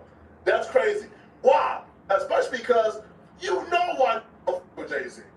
You know the second-hand and shady shit he does. He bro, did it to you firsthand. You got firsthand knowledge. He didn't do nothing to him. What he did was he walked into that label and he was talking to little. He was talking to them little. You feel me? And that was not Jay-Z. And he like, hold on, does Jay-Z even know what the y'all doing to me? You feel me? So he walked out of that building still with leverage, and he came back with more leverage, and he like, I'm not never talking to y'all again if I walk back in his. I need the dinner with Jay-Z, and here's the dinner with Jay-Z, and he walked away with that, probably with the best deal he's probably ever gonna get as an artist. That's why, you feel me? I gotta talk to the head, not the little. The little deal up and had LaRussell bashing Rock Nation all throughout the goddamn internet, all throughout it. You feel me? So let's talk to Jay-Z. Listen, man, if you think that Jay-Z is not aware of who's getting signed to his label for $800,000, you're out of your mind. He's aware. But also, though, all right, cool. Even if you want to say, hey, listen, man, I talked to the man, my mind changed. All right, cool. But like now you inheriting like Jay-Z's beefs now? Like now you on like podcasts like now talking Wayne now? Hold on, bro. Hold on, bro. That kind of confused me. Bro, what's happening? Listen, what's happening in these Rock Nation meetings, bro? That as soon as he now got the Rock pattern on his chest, and now he's banging for the Rock. That nigga said he got Obama's. Right. He got Obama elected was great. Right. Oh, they in there talking the meetings, man. He signed, and then afterwards now, man, all the by Jay-Z is automatically now invalid. You know this man. But bro, he tried to over, dog. Right? But all of a sudden now, y'all crazy. And then now he's talking shit about that Rock Nation and Jay-Z don't like because they called him out. Like, no way. I said, come on, bro. That was foul. But when y'all talked about it, though, and shame on you, y'all kind of like, this is what I said, hey, bro, I feel like T-Rail is out here getting influenced, right? Why? By the politicals, bro. Pun has been industry exec for a while. Pun is politicking about every subject in regards to, he know that he going to need a feature from. Or in favor. AD is one of the most lit LA artists. AD knows that he can't, talk about, you feel me, his kids like that. Yeah. Wow. You feel me? Because he's still in the streets. Right. And dude, no, is Mexican. He don't know no. Right? You feel me, man? He barely even know what the yeah, man, feel me, right? Feel me, bro, right? And Smack is... Smack. Oh, I'll be real though. I heard some shit that Smack did, and I said, man... Is it true, man, that Smack sold the phone that niggas got him, man? That is crazy, bro. That's some crackhead. Is that true though? That song that he had to, bro. That's bro. He had to, man. bro. That's nasty stuff, bro. That's nasty work right there, bro. AD is. But what did I say on that pod that got you? What? Well, when we were talking about Lil Russell. Nah, bro. I was just all just kind of glossed over it and painted it as if the fans were tripping and feel me, and folks were just saying it just to hate. opposed to the wrong issue here, which is. I didn't say that on back. I didn't say that on back on Fig though. I didn't say. I said he lost his mind. Lil Wayne is one of the best rappers to ever rap, and he got to a point where he said the nigga just saying anything. Well, then Joe Buttons backed him up and said he's kind of correct because you know Wayne was just saying anything and it just wasn't meaningful at all at one point. Yeah, bro. But all these niggas like that's what I said. I said all y'all niggas rapping about. That's what like. That doesn't mean I don't know what the y'all talking about half of the time. Like y'all not out here like Nas, you know what I'm saying? And sometimes his ass just be rapping, you know what I'm saying? Like, bro, like, honestly, bro, like, I'll be real, bro. Like, bro, I can't really tell you like a meaningful rap song in the last 5 years. That's all I'm just trying to tell you. I mean, unless you're listening to Kendrick Lamar, you know what I mean? Come on, man. Bro, listen, man, like. I'll be real, bro. Like, I can't really tell you no real, like, meaningful, like, my soul changed, right? I can't, like, who? Oh, you're like your soul changed? Like, oh my God, bro, this shit is profound. Lil Durk featuring J. Cole. All my life? All my life. Man. All my life. Man, stop it, bro. Give you down. You feel me? Nah, bro. No, but now we know that he made that song to get the feds off to get the feds off of it. Yeah, right. For me, now if I know, wait, no, I'm lying. There is somebody, and I'll be real. Like at Centennial Volkswagen, get President's Day savings all month long. Make no payments for up to 90 days. Plus, get huge savings on all remaining 2025s. And your first year registration is on us. Only at CentennialVW.com. What about you, Rock? What do you miss most about home?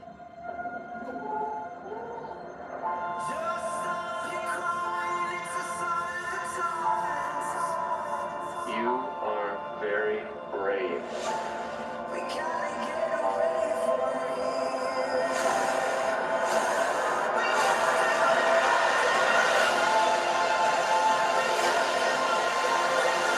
Project Hail Mary, rated PG-13, March 20th. it's kind of sad too, though, that this person don't really give them like their credit and their just due. Why? Bro, it's like almost as if it's like, you feel me? Like, and I kind of blame like the Kendrick too, right? Because Nick kind of like, and overshadows Nick. But bro, you can't tell me that Kendrick is a better rapper than Mozzie. I just don't see. I mean, it could be. Bro, Mozzie dropped the. You can argue that. Bro, Mozzie dropped the album with I think it's like an ESTG, right? That's like the best rapping that I think I've ever seen, right? Feel me, right, like feel me, and on the West Coast, bro. Like Mozzie to me is like the next, like for example, bro, like outside of like Nipsey, who's like the next that really like gives like the motivational patient? You feel me? Yeah. But why are you hating LA? Don't give him the credit.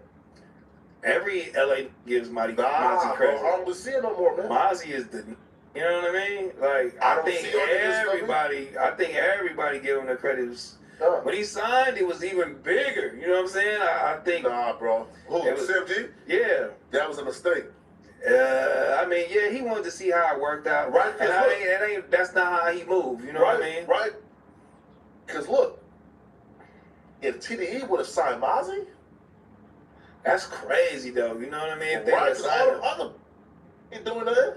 I mean, but the way they work and their workflow ain't the way Mozzie work. You feel me? Like just making music and just putting it out. They kind of wait and, you know what I'm saying, construct stuff in a different way. You know what I mean? In a different way. Why don't work for Doechii? Work for SZA? Nah, it's worked for Q. It's worked for Dot. It's worked for everybody that's been over there. J-Rock. What are you talking about? It worked for J-Rock? Yeah, J-Rock has Grammys. What are you talking about? J-Rock had Grammys before all the homies. Off what song? It don't matter. You know what I'm saying? He got a Grammy. It don't matter. Was he featured on it, right? Because I don't think J-Rock got No, he wasn't. Grammy now. He wasn't featured on that song. He got a solo Grammy with him right now. I don't believe that shit featured with it. What the f you talking about? I would lie to you. J-Rock Grammy? Yeah. My boy got a laptop in front of us, man. Man, I don't believe that shit. No. J-Rock has a Grammy.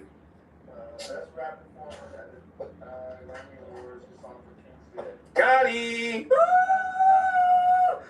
Hey, who's on this song? It don't matter. That's why I said it don't matter. Dot and Future. Man, bro, you are man. You are a man. How many? Come on. Oh my God, bro. How many Grammys Future got? What? They're what, like 5 or 6? It's all good. You know what I'm saying? That's crazy, bro. So wait, Paul. So wait. So he got one where he got one. Has the one with the most Grammys of all time. Yeah. And then like the next who's you feel me like a boy. No. Young Thug couldn't do it. Lil Baby couldn't do it. But Baby couldn't do it. All of them in the South can't do it. They got records with all of them on all the records. Everyone. Yo, and did you send Rayvon a distance, man? Did I send him a what? Did y'all put Rayvon up to that he did? What? Dissing who? Aiden Ross? No, no jumper. What? Oh, no jumper? Oh, he dissed No Jumper? This is new to me. I didn't know that. Let's go. I didn't know that.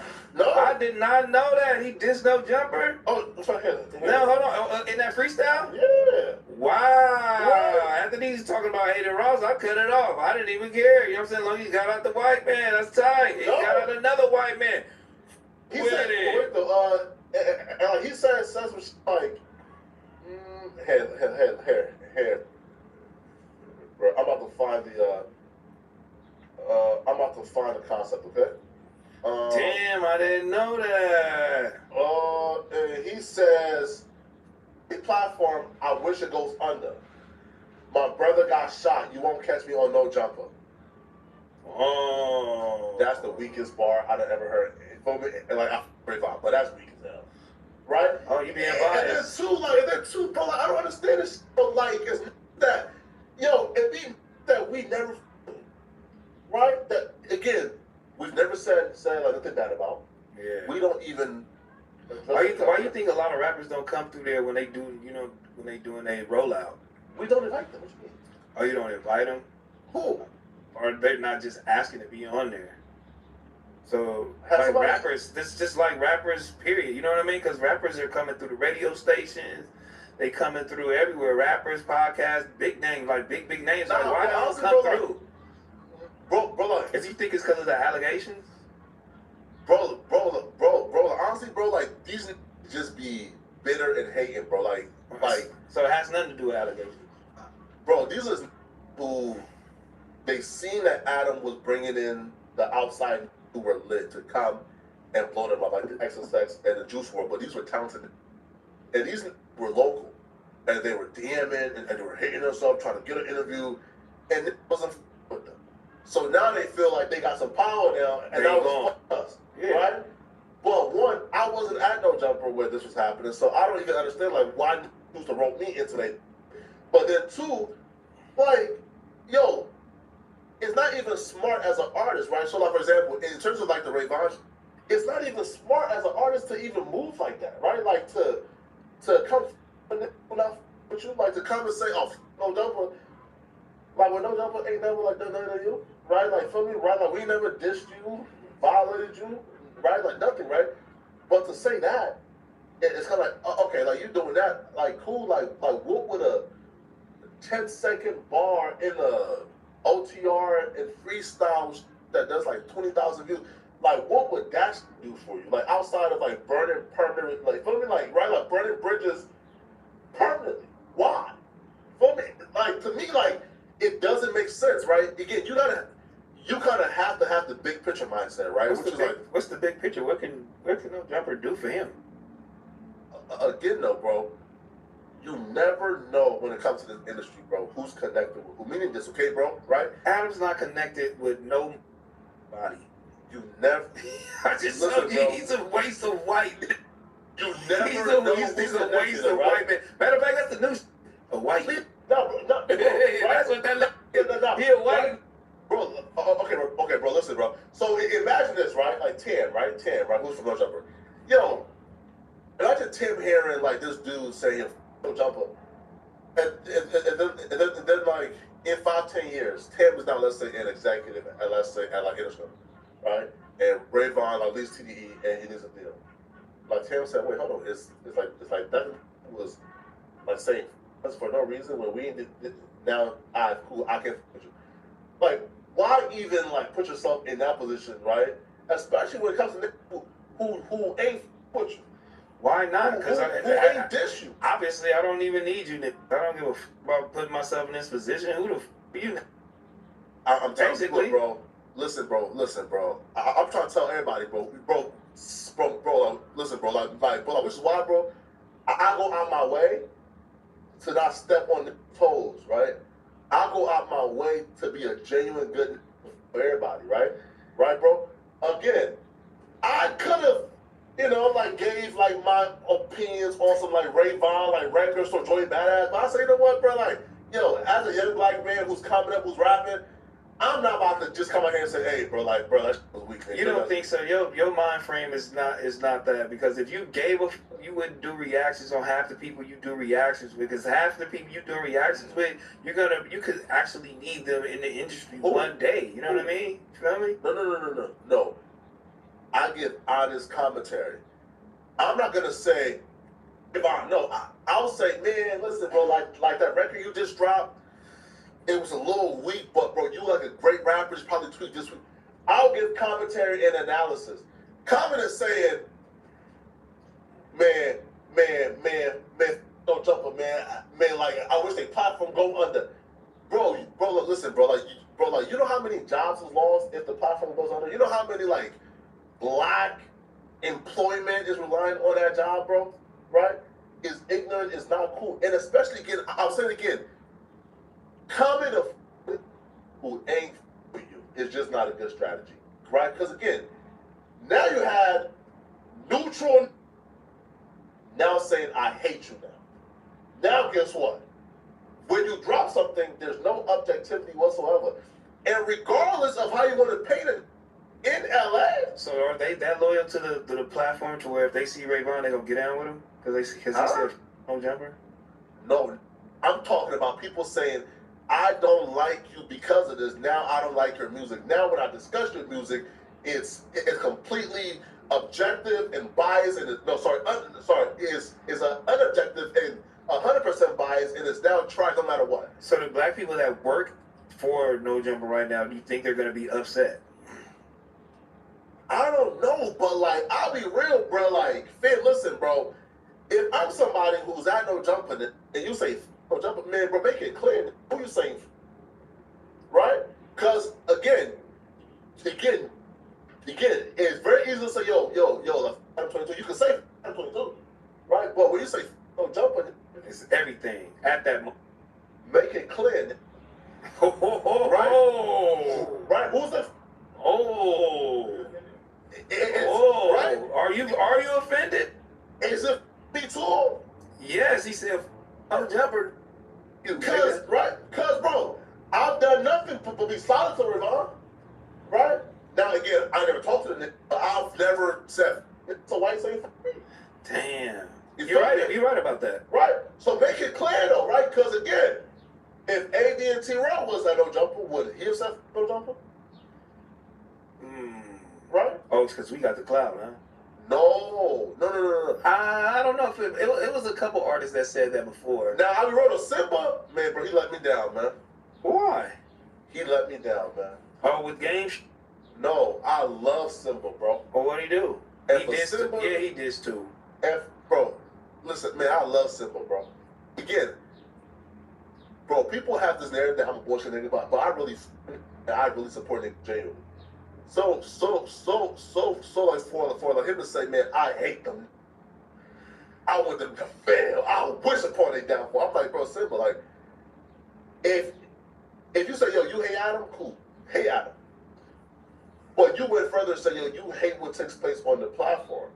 So like, you've never seen like no shit that I've done on the platform that you with, right? You haven't seen some shit that the black dude that you with. It's just completely. Now you never said.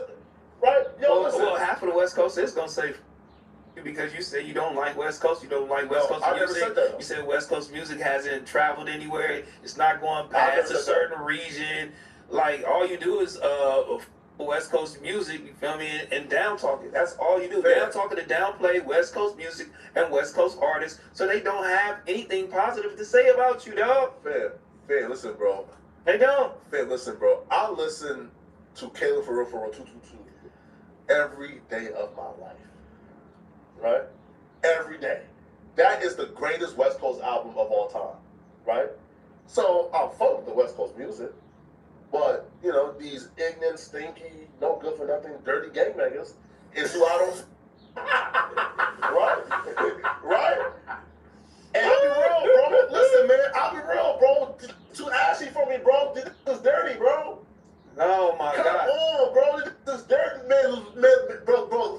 Listen, bro. I'm tired of tapping into a podcast, bro, and seeing it like they face tattoo ashy. Like they just dirty, bro. Running like right from like the mic is staticky, the camera quality, piss poor. Like, bro, I'm with you on that. I'm tired of these dirty niggas, man. I'm Like, tired of come that on, shit. bro. I'm Like, with yeah, you. bro. I'm I'm with tired you. of it, bro. Like, God damn. Right? Bro, listen, bro. It's a bad representation of yourself, man, if you dirty. I'll get you on that one. Right? But though, these are the niggas who got the most to say about everything. Always. Bro, like, bro, how you got the most to say about everything? Oh, man, Iran. Oh, man. I'm not. Cause Trump just dropping that bomb on Iran. You go home to a studio apartment with roaches, and phone. And it's not about poverty, because you can have a studio, right, with no mold and a clean fridge, right, and some clothes that smell nice. But nah, bro, you just a dirty, trifling, right? But though, these the that when I come on a podcast about, y'all love to ask me about. Why the is a fly boss ass like me coming on a podcast and being asked about dirt traffic? Right?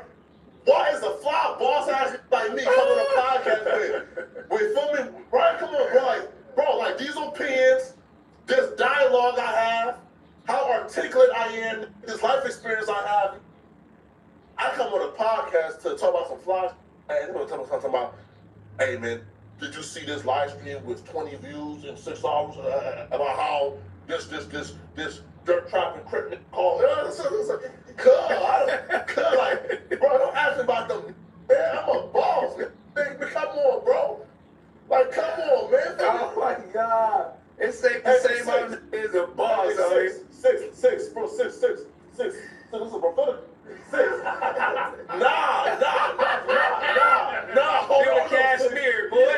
Feel that cashmere, the fabric, baby. Feel that cashmere, my boy. No, it's not. No, feel that. No. They can't see you. They can't see you. 6. That push me to right 6. Now he just fucked the fabric. 6. Have your ass ever felt some shit like that before? Oh. Have you ever felt some fabric like that before? Oh. Man, the lion ass. It don't matter. It's 101. It's 101. You would never felt fabric like this before. Lion ass. It's 101. I never felt this before, man. Man. See, bro? Cat. You raised us. I love that nigga, man. No. And I can tell you raised this nigga because he hate ass like you, my nigga. Right? Bruh. This felt a 101 fabric in South Africa before. How? Have you felt so? Man, come on, man. Man, we gotta get out of here, bro. You know what I'm saying? We gotta get out of here, man. It's safe to say my boy feeling himself, Balenciaga, you know what I'm saying? Cashmere fabric going on. He hates you dirty, you know what I'm saying? Not the rappers, he just hates you dirty.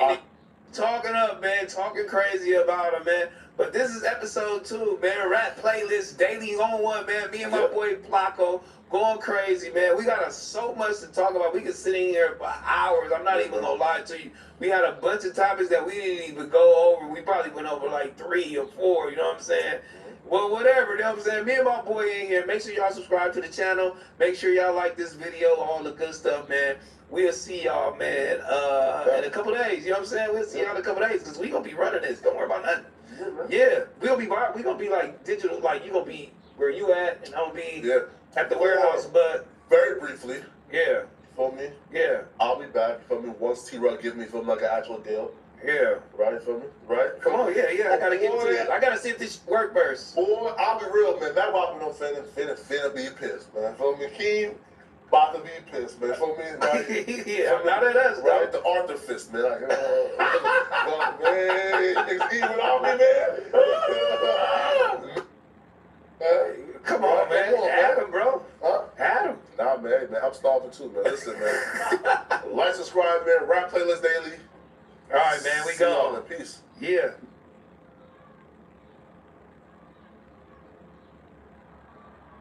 Now is no time for the unexpected. It's Gettle time. Gettle's quick response AC, heating, and plumbing experts are there every time, in the nick of time, to service your home systems. We do things the right way, not the easy way. You applied to Grand Canyon University because you want somewhere fun and affordable, where hands-on classes and access to industry pros can help you build skills employers need, with the opportunity to graduate in less than 4 years. You want to be seen, loved, called to more, to know you found your purpose. Make yourself the main character. Begin your story. Find your purpose at GC.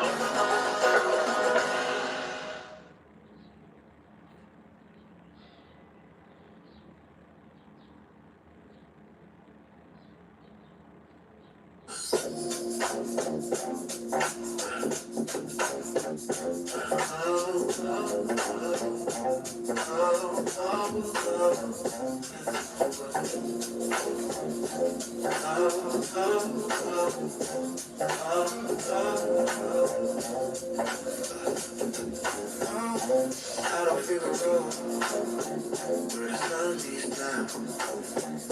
T-Girl held us back. They holding court in this groovy town. Talking about the internet street, west side now. Rapping to the rhythm, yeah, west coast sound.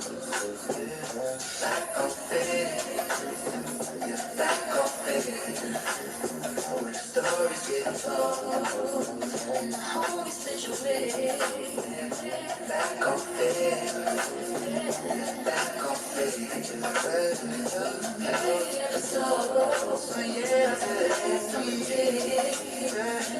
Drive to the web, their voices ring clear. Conversation flowing, showing no fear. Truths getting spoken for all members to hear. Laughter and wisdom, yeah, after year. Back on the stories get told, and the homies touch your way. Back on back on never slow, say yes,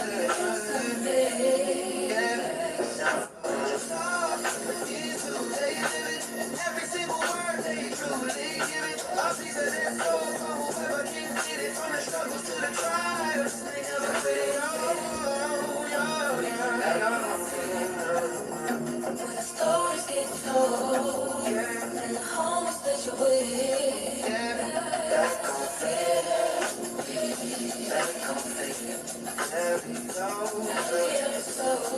Yeah, what's the deal, man? What's the deal? We are back, man. We are back. Big Oranges in the chat one time. Smack, what you got for us, man? Yeah, man, what's the deal? It's Monday. Well, damn, it ain't Monday, huh?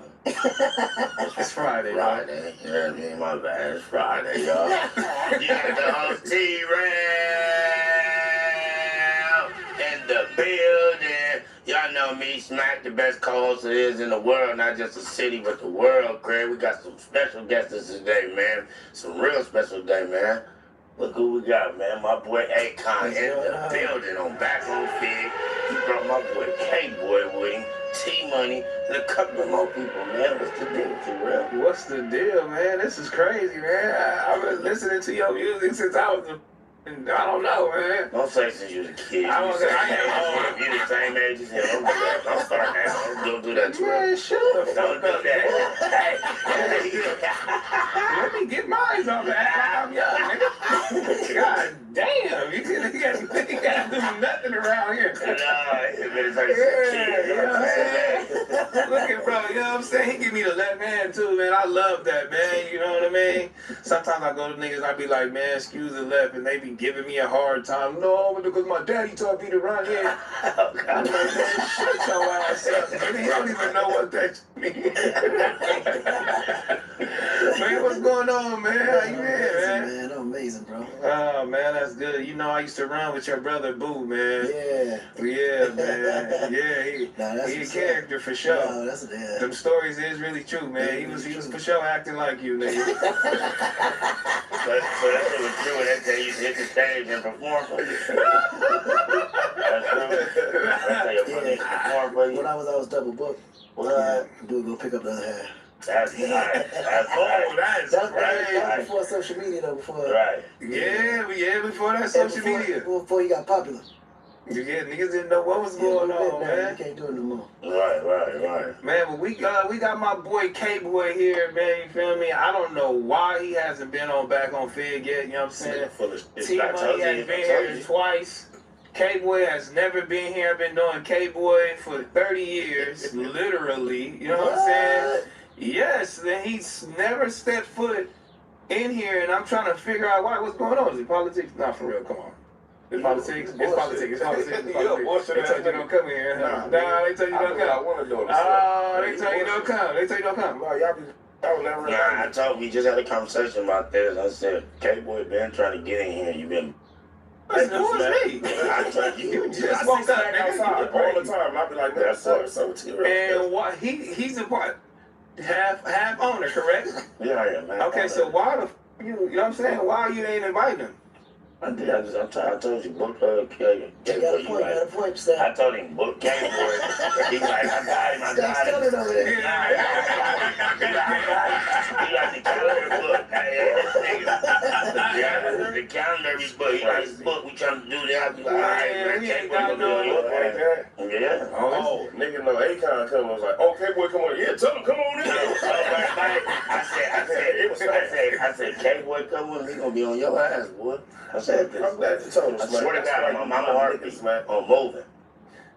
Man, he all that old shit. I see how niggas be trying to get out of there, bro. What's up with you, though, homie? Nah, what's up, man? I'm proud of y'all, man. This store. Yeah. Facility great. Y'all popping. Yeah. Big time stores. They got the little people on here now. Nah, man. What's going on with you though, man? For real though, man. You're still doing it. You're still doing it, man. You know what I'm saying? You back out here. You feel me? Going crazy. Like I said, I've been knowing you for a very, very, very long time. You feel me? Like been having a buzz, been going crazy, been on this LA scene for a minute. You know what I'm saying? You feel me? For a minute. Like, bro, you one of them ones out here. When people say K-Boy, they know exactly, you know what I'm saying, who you are and what niggas is talking about. You feel me? Your whole name, your name hold a lot of weight, bro. You feel me? But, you know what I'm saying? I'm happy you're here. You're doing your thing. So tell me what's going on, man. What you got going on, man? Lace me, man. I feel like I'm finally getting my shot. These two niggas is helping me get my shot finally. Lift the mic up a little bit. Yeah. See, he's a professional. I was trying to be cool and let them. But if I tell y'all the truth, look, this motherfucker gonna drop. They give me that money. I look at that slow. Man, you better hold up and tell us what's going on. Nigga, we together, nigga. You know what I'm saying? Come on, man. We together, man. T-Money Akon, these niggas really giving my shot. So, story is, T-Money had a record. A lot of people don't know T-Money be really busting. Yeah. He had a record.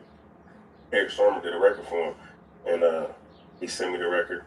I jumped on it, but Eric Sermon wanted him to just do it by himself. So he sent it back with me on it, and they get asking like, man, who the f is that on the second verse? So he told him, like, I told you, my little bro, that nigga hot. Said to Akon and this nigga, they called me. They in a Cybertruck just sliding around the city. I didn't even notice Con at first. I was like, what's up, T-Money? What's up, cuz? Like, I told you. And I'm just like, man, that shit is whatever. Because, you know, we do gangster rap all day. And then Con was like, no, nigga, this some shit. So from there, Eric Sermon kept sending him records and Eric Sermon and Akon came with the idea like, y'all niggas should just be a group. But you know me for a long time. I started off as a group member. You know, Blue Division, Block Boys, like, so to me, I was like, hell yeah, I'm tired of doing all these goddamn songs by myself. It's You know what I mean? So I came in as a group member. So they just really just helping me out, bro, and putting me to the forefront. That's why we doing it like this. That's why we here back on Fig. And I appreciate them niggas. They really pushing. Like, I got a real push. This ain't no, oh yeah, man, K-Boy, man, he dope, man. I believe in him. Nah. Kind of stepped in and like, nah, we about to get cracking. So who made up the name? You know what I'm saying? How'd y'all come up with the name? That's Team Easy. I'm saying, how you come up with the name, bro? Been a long time with some dollars. Come to the mic, T. Yeah, no, some dollars. See how I tell you, you gotta force this nigga to my head. You know what I'm saying? You could go to sleep, nigga. Come on. It's just a plain that a nigga been having, you know, since Dollar, you know, and then we lost Dollar too early, you know? 2009, you know, unfortunately, you know, passed away.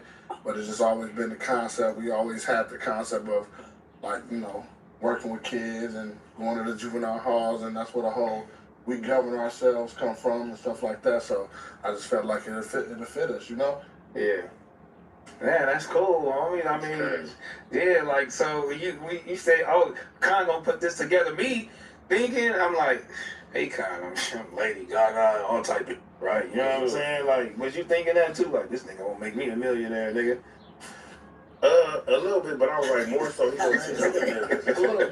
This nigga T-Real. I fuck with T-Real, bro. But, You know what I'm saying? full circle moment, you know? Yeah. Glasses and Khan. So for me, it was full circle. So when I hit this nigga Pooh, like, I'm like, when this nigga Khan, you know, that go back with him and his brother with glasses. So I'm just like, damn, I was a youngin' then, just waiting my turn. So I was like, it just makes sense. I guess it's the stars are lined up, bro, honestly. Nah, that's dope, crazy. though, man. Because you've been doing this for a long time, man. You know what I'm saying? A long time. I don't think K-Way, I think he trying to, you know, dumb it down, though. But nah, you a real one out here, putting real people in position, you know what I'm saying? Doing this yourself, like, it's really crazy, bro, to see you with Akon, because I know Akon really can, you know, push you know what I'm saying? Push you in the right direction to where, yeah, you can get that chili, man. And put your music out, though, you know what I'm saying? And let people, you know, broaden your horizon. Worldwide, see what that shit Worldwide do. artist, international artist. So hell yeah, we trying to be on the international stages with him as well. Bring bro to Africa. You know what I'm saying? You went to Africa yet? That's next up. Yeah, that's part 2. Oh, because that's a part of your journey. Yeah, when you sign the contract, you gotta come to Africa, huh? Listen, you brought my hood, I gotta take his ass out. Oh yeah, come to the hood. Yeah, come to my hood. Yeah, Shiki.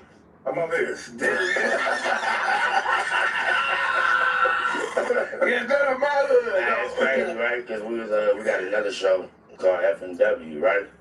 And we was talking about G Malone and them, and you know, I go backwards for years, you feel me? Sure. I did not know you been in the game rapping that long with G Malone and them, bro. Yeah. When we was on F&W. Yeah, because your ear wasn't to the street, nigga. I was really in the streets. No, you wasn't care about that rap What shit. you mean? Yeah, I was in the streets. You had to be listening to music. I was. You wasn't listening. What was you doing? Oh, you weren't listening to bro. It's okay. We didn't know that. I was, but I just didn't know it was him. I'm listening to all his big homies and all of them, the Folders, the 4-8s, you feel me? I go back Big Studs and all of them, you feel me? 50 niggas deep, you feel me? Yeah, Boss for sure. man, put them in the trash can. Yeah, You get what come on, I'm you know saying? that Like, shit, come on, yeah. that's what I was doing, you feel me? Yeah. So when I was listening to y'all and we was on us, I'm like, damn, this nigga really go back that far. Well, that's crazy. I forgot. That nigga Q brought me over there for some video. That was for the one with, it was a long time. I think that was when Tiger was on the block, J-Rock was in front of my house. You was there when we Yeah. That was that one. That was that one. That one. He That was walking video. in the middle of my street. That video was big, yeah. We went to your hood. Where did we go? We was in your hood doing something. For Tiger. To Tiger, yeah. I brought Ted over there. Yeah, we had that nigga on top of my store on 48th and Central. I'm a grimy nigga. I'm like, nah, cuz we couldn't go. His K-Boy, he's terrified. He's like, well, what? I'm like, we gonna go to the east side real quick, man. I'm like, these are the things you gotta do. You know what I'm saying? When you're in the streets. You know what I'm saying? We gotta touch the streets. You know what I'm saying? You gotta touch the streets for sure, man. You know what I mean? What's going on, man? That's crazy. Shout out to T-Ron. I mean, since you in LA, man, who hood is worse, man? LA or Africa? It's not even a question. That's why I think it's scared to go to Africa now. Yeah, listen, when I tell you, I took the most ruthless gangsters of Africa. Yeah. And them niggas curled up like little kids when they went to the hood over there. I swear to God, it's a different world. Yeah. Whole nother world. It was like paradise. Nigga dressed like this going over there. Oh yeah, they would come back naked. They come back naked. Damn, I promise you. Well, I'm glad I'm going with you. I don't want to come back naked. No, I see the nigga, he was performing, right? I seen the nigga performing in Africa, boom, boom, boom, and he thought he was finna crowd surf. I seen that, bro. Man, no, he jumped in the crowd. And the nigga stole over in the He was stripping him down. Yeah. He like, hold on, these niggas, they don't know me. That nigga had dreads when he got back up on that stage, nigga. He was bald head, nigga. He was had a cut like that, nigga. They'll take the dreads for souvenir. Man, that is crazy, bro. Whoever that kid was, he was blessed. So that dread in the living room, it's gonna bless the house.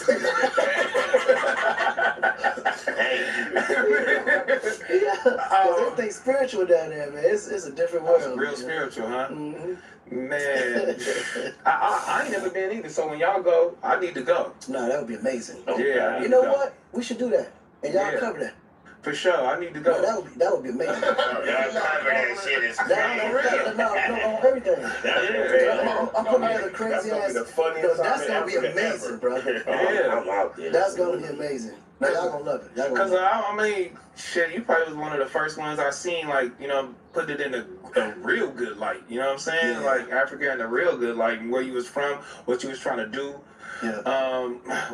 All the was trying to do, and you know what we see on TV. This is a whole bunch of propaganda, and and I'm like, you know, there's a lot of scary stories. It's done on purpose to try to create that fear, though, for niggas to be afraid to go back. But no, it's amazing, bro. We just be joking when we talk like that, but I promise you, get there, you ain't gonna want to come back.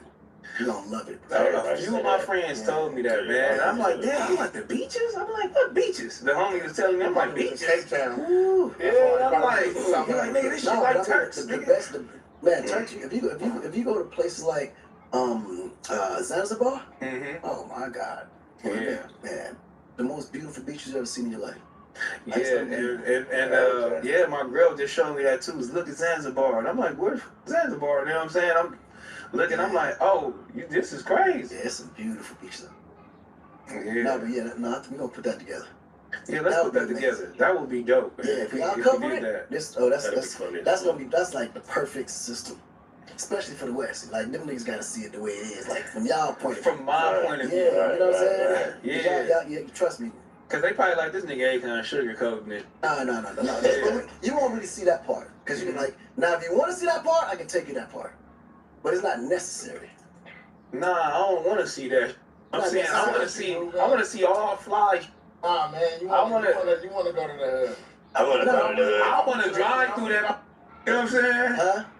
Well, that's the problem. Like, I told him right on top, take me to the ghetto, take me to the hood. You know what I'm saying? Let me see. Yeah, I had to. You know what I'm saying? So we I waited, and they had brought somebody. We have to wait for somebody. You know what I'm saying? Who kind of ran their hood, but you know, pretty much they really govern themselves. You know, they own everything. Yeah, they own everything. They own the land or whatever. They just move in. I guess you know. They had me in these little huts and.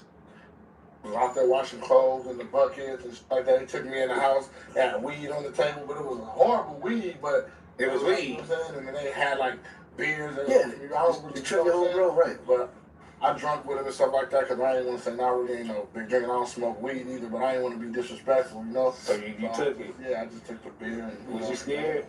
Nigga drunk right? I got different silos. Like you got the tribal side, you got the city side, you got the average side, and then you got the luxurious side. So it's like different silos depending on where you want to go. But just the experience is going like you don't get all the experience. And you know who told us that? I Show Speed. I Yeah, show speak- Speed yeah. Show. He Yeah. went crazy He went out through all, there. he went through all the silos. Yeah. He went through some. I wonder whoever laced him like, bro, you got to do all of them. Yeah. You got to do No, each and every he one. forward thinking though. Mm-hmm. You know, and then like he think like a different type of streamer because he want to be able to do something that no other streamer is doing. So he bumped into some of the spots by accident. I'm gonna tell you right now. He was like, let's figure it out, man. Let's go. Oh, yeah. And when you get there, they actually become your tour guides because they say, oh, you got to go do this, or you got to go here, you got to go there. You know what I'm saying? Mm-hmm. And then that's that. Yeah, it's We like actually you have an ran amazing into time. police out there. In Gabon. We actually got pulled over, and there was a bunch of people with guns and stuff, and they was pulling everybody. It was a girl. I don't know who she was. We was with Liban. Oh, y'all was Liban? Yeah. Yeah, I was like, I don't remember that. Yeah, because we went to Cape Town first. Okay. So we went to Cape Town, then we went to Gabon, and police pulled us over, me up, and as soon as they was like, go, took off. I was like, oh, and went straight to the club. And they we run from them all the time. They be asking for money.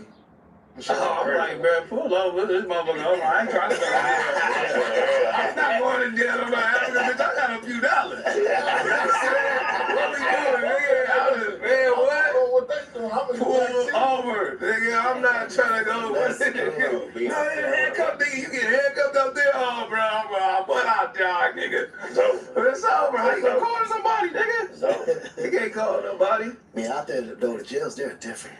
Yeah. Like, bro, okay, imagine this room, right? They would fit about at least 75 people in this room. In this room right here. Ain't no toilet, ain't no sink. There's a small hole in the corner where everybody's and everybody sleep on the floor. Like you find a way to get comfortable where everybody's sitting comfortable. How you know? Like he was out there? No, my uncle got locked up there. That's why I was so afraid to get locked up in America. Because I experienced that as a kid, because his name was Rambo. He was like the town, like the village bully, like my uncle, right? Yeah. So I went, and over there, if your family don't bring you food, you don't eat. The jail don't provide food for you. Your family got to bring the food to you. So what if niggas don't even know you in there? Oh, you done. Unless you that's just gonna take it.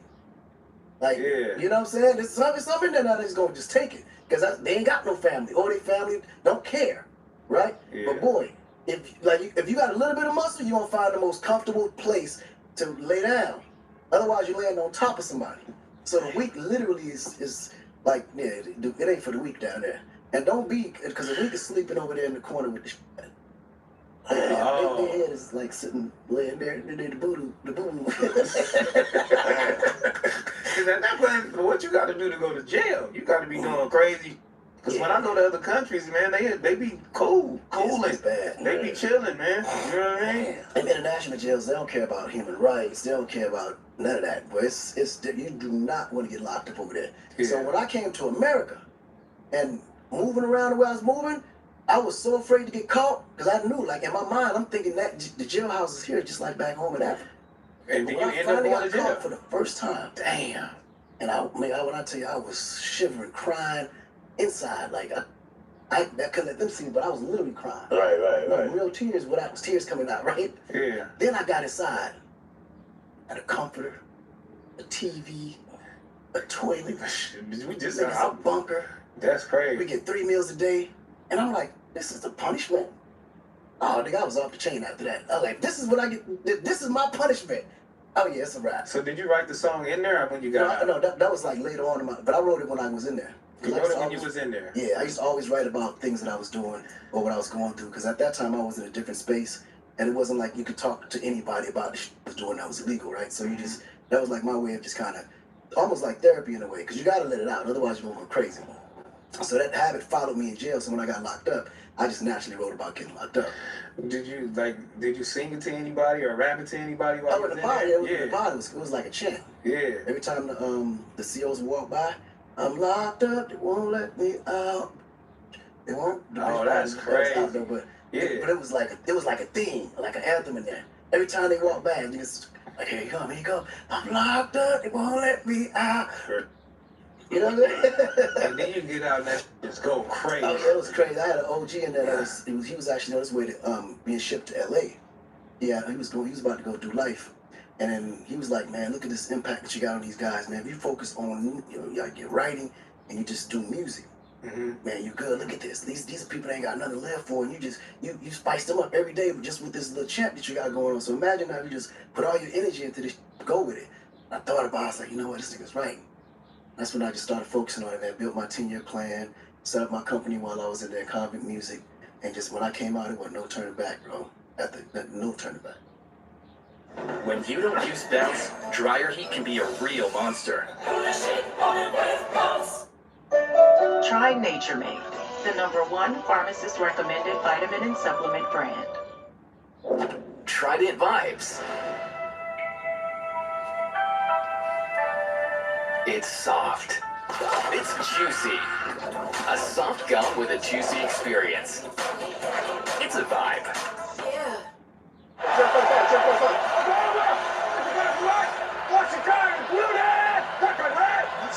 Apply for a new place from any place. With just a single click. Apartments.com, the place to find a place. Man, it was Convict Beauty. Who did you originally get signed to? Steve Rifkin at SRC. Yeah, he signed me, Street Records Corporation. So did you already have your songs already? Oh yeah, they was already done. They was already done. All the songs and then already done, man. Now that's a different time back then. You feel me? Already recorded. This is what I got. Y'all want to sign me up? I had notebooks full of songs. It was just a matter of just laying them down when I got out. Yep, all the way from Ghetto to Mr. Lonely, Locked Up, Don't Trouble Nobody. All those records were written in that whole first album. I see now that I meet you, you a good person, homie, or all that. You know what I'm saying? Like, you're a good dude, man. I see why. Yeah, man. I see why you so successful, man. What made you come back to, you know what I'm saying, the music and then help these guys? Man, honestly, when I came, because I went back to Africa for a minute, was focusing on my, not only just investment, but the projects that I had from the energy to the city and all that, and I came back. And my kids was actually really trying to get heavily into the music side of it. So I started dibbling down, and T-Money will tell you, man, I left rap alone. I was like, man, I was kind of disappointed in hip-hop because you put on, but then they don't put other people on. I'm like, what's the point? Like, you know? And then the expectations of rappers and the disloyalness of it, and the lack of appreciation for what you do for them, it just ain't really hit me right. So for a minute, I just wasn't really trying to hear it. But when T-Money brought me this, it was just different. Cause, and then after speaking to like the K, I felt his story in such a big way, right? And he seemed like just the most genuine from day one. Like, it just felt like, okay, this deserves a real shot. But not only that, but T-Money always wanted to do it from a quiet place too. And I felt like this would be a way for me to break two birds with one stone. You know what I mean? Yeah. So if I'm gonna go back into it, I'd rather go back into it with people that I genuinely got love for. And that's not only gonna appreciate this, but go also give back to their communities, because they was already doing that. They just needed an extra, push. You know what I'm saying? To actually do it on a bigger scale. Yeah. You know what I'm saying? Because think about how many people that actually, and what I do respect about LA is that a lot of artists do stay rooted to their hood though.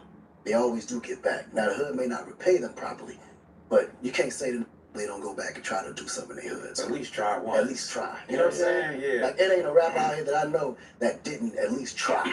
Yeah. And, so it's just a matter of the people just wanting to say, you know what, we're going to accept that, and how can we take whatever blessing you're bringing us to kind of activate that to the rest of the community and actually lift it up so everybody can win. But it's so much just competition between guys, man. It's hard to make it go there because our mindset just ain't built that way. What is that about, man? Is that an American thing, or do you think that is, is it an American thing or African or just both? Just no, black it's people not. in general? It's not just even in America. It's Africa too. Yeah, okay. It's Africa the way it is because the only thing we need to do is be able to come together. Like, it's honestly in Africa they got it worse because it's a lot of suffering out there in certain parts. You know what I mean? So if you notice, that attitude is only in areas where there's like poverty. Because it's only in the hood when they think like that. Yeah. Like the successful, like they don't think like that. The successful African Americans that's living in Beverly Hills, them collaborating. Oh yeah. Yeah, because it's them against them. Yeah, for They're sure. like, it's us against them. What we doing? Yeah, I mean, y'all are helping me right now. Shout out Akon. You know what I'm saying? Akon can't even know where about that in the back on bed. Yeah. Hey, what's some advice bro gave to you since you've been messing with him? She just gave me some advice the other day, because I don't like to, you'll never see me on no goofy on the internet. Yeah. You know, I was telling him like, man, certain places I don't want to go, man. I just rather just do it our way with your expertise. And he's just like, look, put all that to the side. Just because the circus is going on don't mean you have to partake in it. So just continue to be you, be yourself. But this is a business. This is just entertainment. This is a business. You don't have to partake in all any of that. So just do what you do. We're going to show up. We're going to be professional. We're going to get the check and we're going to go home. And at first I'm like, yeah, that just sounds so cliche. But it's like, but you have to do that if you want to be in this industry. You know what I mean? And succeeding. You know, right. Come from the where it's like, all this weirdo sucker don't be tolerated. I'm not for none of that. You feel me? Like, y'all don't do all that. Yeah, well, see, you goofy, I'm goofy in real life. But I'm messy, though. Like, you ask certain questions because, you know, it's a part of your job now, but just don't really just be messy. Like, I don't like that, and a man shouldn't be messy anyway. So, I don't know. But that was the advice he like, bro. Because where was he trying to bring you? See what I'm talking about? Because I know. Don't get messy. Where was he trying? Where was you going? Or did you come from there already, man? You know what I'm saying? The bullshit. What's going on? Yeah, you're the podcast, bro. It's a minute. Yeah. Podcast beats. Yeah, I know. It's the internet, period. I still don't do like that either. You know what I'm saying? I stay just because I'm from LA. You know what I'm saying? Nigga crazy. Shut your You whole ass up. Yeah, I'm a hoe. You gonna do it. I'm a hoe. I'll keep it real. I don't like the messy. I don't get involved. I leave that to T-Rail. No, I'm talking about certain places I don't go. I don't go out LA and go and just be traveling and then shit. Nah, I give you that. I gotta force you to come to the ghetto. Yeah, I wouldn't even do podcast. I don't be doing that shit. You know what I mean? I'm like, Spike, what the you doing here? In the middle of the street. I'm living, riding my motorcycle, just living, having fun, man. I'm comfortable everywhere else except this, because I know out here it's crazy. It could be the squarest person, homie. I'm talking about it get you. Turn their back on you, man, and LA is like that though. Golly. What's the seed? I remember when I first used to come out to LA. I remember I used to first come out to LA. I'm like, that's a nice ass area. T-Money said, no, it ain't. I said, what you mean? I said, palm trees. You know, let that fool. But bro, when I tell you my most, like, just beautifulest neighborhoods be the most dangerous ones. Beautiful. Like T-Money, man. Like, you really gotta know where you at when you in LA. Like, you really gotta know where you at. I'm cool. I'm not with you. That shit nice as hell. Purple and green hair over there. Oh, nah, man. You never know. I get you though. But you do have to be like that though. If you feel like this is your profession, you have to go out there, you know what I'm saying, and play your part. You have to go out there. And I've been training myself into that too, though. I ain't gonna lie to you, you know what I'm saying? I've been training myself to go back out there and do different things, you feel me, and see what's going on. But I know the attention, that bring.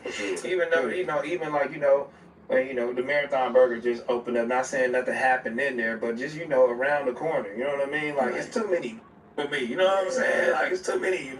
And I know. It was a successful event. I went. For sure. Took the family and all that.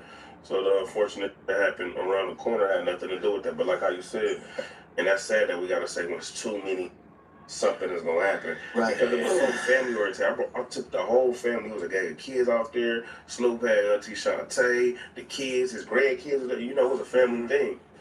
But not to come with that until I tell them this. We in the streets, we from LA. We banging, right? Well, you banging now, because I done did my so you just banging y'all outside. It's 365 days a year to bang and get your so-called enemy. Why would you wait till the event to show up? We're trying to do something like that on a special celebration where we, paying homage to somebody who paved the way and put the blueprint out for us to be successful black from the inner city. That's crazy to me. Cloud is a drug. Yeah, it is. Yeah, cloud is a drug, man. See, when you was out though with no Instagram, no Twitter, no Facebook, no nothing. No, nothing, man. How do you feel now, though, just about looking? I know you finna support them and do it, you feel me? Just about the whole music scene and the high market and the clout, the rappers now, and what it's doing. Like, how you feel about that? No, it took me a minute to get used to it. Like, I had to kind of really adjust because we came from an era where the artist or the superstar was private, and the more quiet and private you was, the more people wanted to know more about you, right? Whereas now everything is so saturated. But everybody got to be able to be seen, right? So you got to do something outlandish just to be noticed or to go viral. But that viral moment only lasts for 48 hours.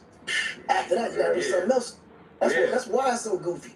Because you got to keep doing goofy act to get recognized. Because it's a high. Right. It's like, I just made TMZ. You know, you remember when you made TMZ? You was finna do some other stuff. On TMZ, it's like, and then it calmed down. It's like, how we get back on there? And we just waiting around. It's like, what's that moment? Right. You know what I mean? Sometimes it don't even be about the music no more. Right now, it's definitely Never about the music. It ain't nothing about the music no more. About the music now. Now it's absolutely, it ain't got nothing to do with the music, bro. Absolutely. Nothing to do with the music. I don't know an album that's stuck, you feel me, other than GNX right now that just stuck with me. Right. Like everything is just going, it's just coming and going. Yeah. You know what I mean? Everything is coming and going. It's like nothing like hot. You know, even Bow Wow be the one to get out there and say, because he's from that era too. Yeah. It's like, bruh, it's like no hit music. It's like nothing that just, that's fixed. gonna love, that's gonna stay here for 20, 30 years. Like, what's going on? Authenticity is not there anymore. Yeah. So that's what we bring it back to, the nostalgia sound. Yeah, I was gonna ask you that. That was bringing that to you. Yeah, but I was I set that up. I set that up to ask you, because, you know what I'm saying, what y'all finna do different than everybody else doing? I don't think it's different. Like I said, we just bringing back a nostalgic sound that people are used to, since everybody say people from out here run away from their sound. We doing a sound that's heard before, but it's not gonna be dated. You feel me? Like it ain't gonna sound like it's 1991. Cause I don't want to be like that. But it will give you that feeling though, like, oh, this one I used to play Dog Pound or Dog Food for real. Cause that's when. So you going for that type of feel? Yeah, we want to bring that feeling back. Yeah. Okay, you want to bring that feeling back. The real musical substance. And then if we're going to talk about the harsh reality, we're going to give it to you raw and uncut. You know it ain't going to be no stepped on type music. So, and then we believable from our areas for real. We've been out here for so long. Know that what we talking about is not a facade. Even though we're not glorifying anything, we reporting live from the news. But the real way, like how it was back in the day, is not no social media type weirdo. That's what I love about you, okay, boy. You keep it authentic. I mean, like, even from back in the days, I mean, you cold. You cold. What kept you going this long? And knowing where you coming from, that east side, what really kept you motivated? Like, I ain't finna give up. Something's gonna give one day, and I'm gonna make it up out of this. I ain't gonna lie to you. I gave up a few times, just not publicly. But when you got people like Pooh in your corner, I got a well-grounded family that just believe in me for a long time. And like y'all always telling me to keep going, because I'm inspired and motivating the homies to keep doing what we doing. Because I'm getting older. Like, bro, you motivate me to keep doing what I'm doing, whether it's music, a job. They like, bro, because you still out here cracking. And I've never had a real chance, never had a hit record and none of that. And these people treat me like I done charted before. You feel me? So I just think just staying grounded and just having a great support system. And then you just never know who you touching. Pause. Like, you just never know. Like, I go out and be like, bro, I listen to you full. Like, that was sounding crazy. I never even thought about it like that. You never know who you touching. Sir, you gotta pause all type of Epstein, niggas, Bill Clinton, them saying, doing. Man, I see Hillary Clinton saying, nigga, I'm gonna stop me up. I leave that to Mano and East and all this crazy ass my brothers on the East Coast. But when they come up to me, always telling me that I helped them get through some shit, I'll be like, for real? Like, nigga, I ain't got a record like that. But you just never know. Yeah, that's true what they saying, because, like, I remember back in the days, nigga, I'm 38 now, just probably when I was like, probably like 17, 18, listening to you and Big Stud, y'all was a cold duo. And I be seeing Big Stud every day at his shop. You feel me? And I be always out there. Big Stud. I be like, y'all gotta get back at it, bro. Yeah, I'm sure they put him in the game a long time ago. Yeah. I'm from my neighborhood. Right. So, I mean, and then my little homies I was trying to put on, you know what I mean? The 4-pack, like, they keep me inspired too. They keep the fresh energy. So, shit like that, bro. And then, like I said, these kind see money in my ear telling me, like, no, you got it. So, to answer your question, that's what keep me going, though. But I got that foundation, that support system. Right. Like, no, you have to do this. And you know, losing my bro, he was my biggest fan. So, I feel like losing him and my granny when they always told me I was going to make it. My brother was running rampant through the penitentiary. Every time I get out there, I don't know the penitentiary. Like, man, your brother used to always be like, nigga, my brother, the coldest nigga. He better than all these. Watch, he gonna make it. I'm gonna be right on stage with him. Unfortunately, he's not here, but I always think about that too. So I be like, I gotta keep going. And like I said, this is the pool right here. I done told that I'm done a gang of times. He's like, no, you're not. Yeah. We didn't get this far to get this far. So. Period. Yeah, because you know, Granny, your brother, you know what I'm saying? You have some unfortunate incidents. For sure. You feel me? Like, godly, like you said, like, what the hell? Keep you going and keep you out here, though, man. But you are doing your thing, man. People really love you, bro. You know what I'm saying? People really love you. I mean, right now, with the music, though, with the music and how shit changes, I know you got a, big buzz, you know what I'm saying, back then, you know what I mean? And then now you still transitioning back into what you're doing. Do you feel like a route like how the Russell market his music, you think you can do that, you feel me? Or you think that's like something that's detrimental to your career or what? No, I think what he doing is dope. I think he already seen something that worked. What was the NIP? Yeah. Blueprint. And he was innovative. He just made it his own. And he did it from where he from. Yeah, he from California, but he from the Bay. Yeah. It's funny, me and him chop it up, and Russell, bro. I was like, damn, I wish I could do backyard. I said, but unfortunately, I'm from the Gang Bang capital, and I'm a member. I don't think I can give shows in a backyard like how he can. I beg to differ, young man. You think so? And this is the example because Top Dog is doing it right now. You know what I'm saying? In Watts. You feel me? In Watts, that's his backyard, and people are showing up to Watts every year at Christmas. I'm not lying to you. That's a little different. Yeah, it's a little different. Nah, that's not different. That's Watts, though, my nigga. Hell no. You got big artists. Bro, it's different. But it still started off a little small. You can't. I'm not going to Watts. I don't give a. If Michael Jackson came, if I'm not welcome to Watts, I'm not going over there. You know what I mean? Like, but it's so much love. It's like, oh, you know what? Maybe it's cool. And the love and the people and all that. Though. That's not something. That's not mama house. That's the mama house. That's not the well, yeah, that is. You know what I'm saying? You know what I'm saying? That's the projects. Yeah. That's where it's from. Yeah. That's where the others is at. But at the end of the day, he's bringing big names like SZA and all these different people that people coming out to see. And it's not a lot of us coming though. Not a lot of this. So they may not feel threatened and all that because they're like, I'm coming to see my artists for free. Most of them ain't gonna afford those ticket sales, so you're gonna go see that. Try to throw some your mama back. No, but what he's saying is every day. That's an event that he's actually doing it. He's from the hood and doing it for the hood. So on a high level. No, but every level starts somewhere. Yeah. Like, believe me, he did things leading up to that thing. He didn't just pop up one day and just sit and do that. No, but we was It probably wasn't backyard concerts, but he was doing other activities in the hood that led to that. Even people believing that they can be there and be safe, right? Because, trust me, that ain't the only thing that Top Dog does in the hood. You understand what I'm saying? So, all of them things add up to that big old splash. Like, man, homie been in the game for how many years? Yeah. Right. Yeah, You understand? So, a long time. And you could do it in your hood right now, and I know for sure it'd be successful. It may not be on that level, but it'll be an event for the hood. Hey, listen, man. For those that don't know Grocery Outlet, our prices are low, and some customers ask about the quality of our meat. We have great red meat options, from juicy steaks to great chicken breasts. Shop the meat variety. Quality is here at low prices. Grocery Outlet is your extreme value headquarters. Right now, Sanderson Farms boneless, skinless chicken breasts are only $1.99 per pound. And get 1 dozen large cage-free eggs for only 99 cents. These deals end March 17th while supplies last. Grocery Outlet, Party Market.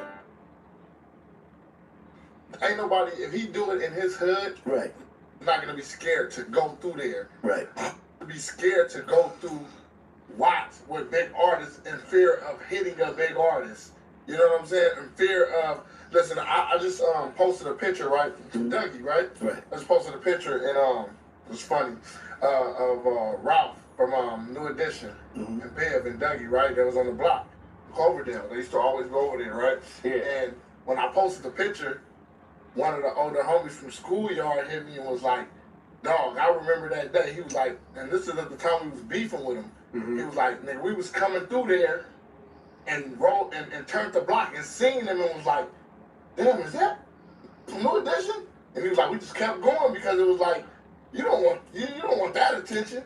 So for him to do it in his hood, and just like I'm doing it in my hood, I'm gonna be scared. If you not for Rihanna on the block or something, yeah, might not come through there and say I'm gonna take a chance of shooting up the block and Rihanna on the block.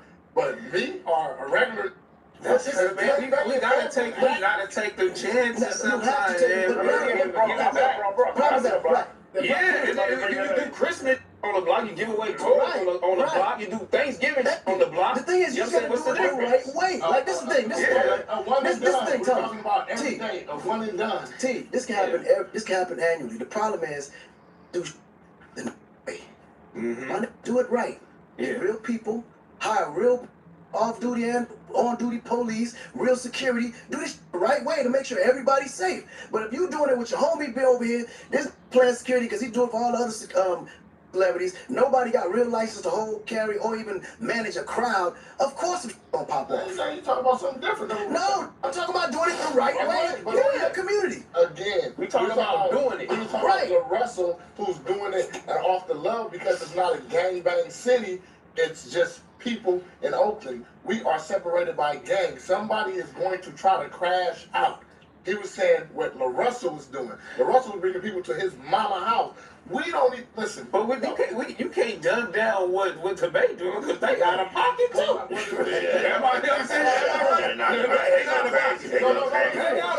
They get crazy. They out of pocket. Because everybody gonna do it different. It's about creating an event for your community. But to answer the question before we get on topic, yes. Yeah. The way he marketed himself and all that, yes, I feel like that should be very instrumental to my career, and we could take that method. But y'all just got to make it my own. I can't take his. No, you do it the way you would do it. Yeah, sure. Yeah, I love what he's doing. That's bro. Shout out to him. Keep doing it. And everybody telling you not to sign where you probably always wanted to be signed from. Man. You can only do so much yourself for so long. Right. You need the machine. Right. Come on, man. Y'all know Nick was my brother, bro. It's only so much of him and Sam and Adam and his team can do. Yeah. Until they got the big deal. They walk in that office. Yeah. And the deals don't be record deals, bro. They be partnerships. So at the end of the day, I need to know what that really means. It's all the same. It's all the same. Partnership. What is that? Like the word partnership is always used when you're talking to somebody that has an ego. Okay. And I'm talking from an executive position. Okay. Just to let y'all know how this works. If I want to sign K-Boy, but I know K-Boy got a huge track record. He's not a typical artist. Instead of just signing him as an artist, I'm gonna do a joint venture with him. Because it makes more sense for me and him to be partners than him to be signing me. Because he's gonna bring way more to the table because he has influence to bring me other artists.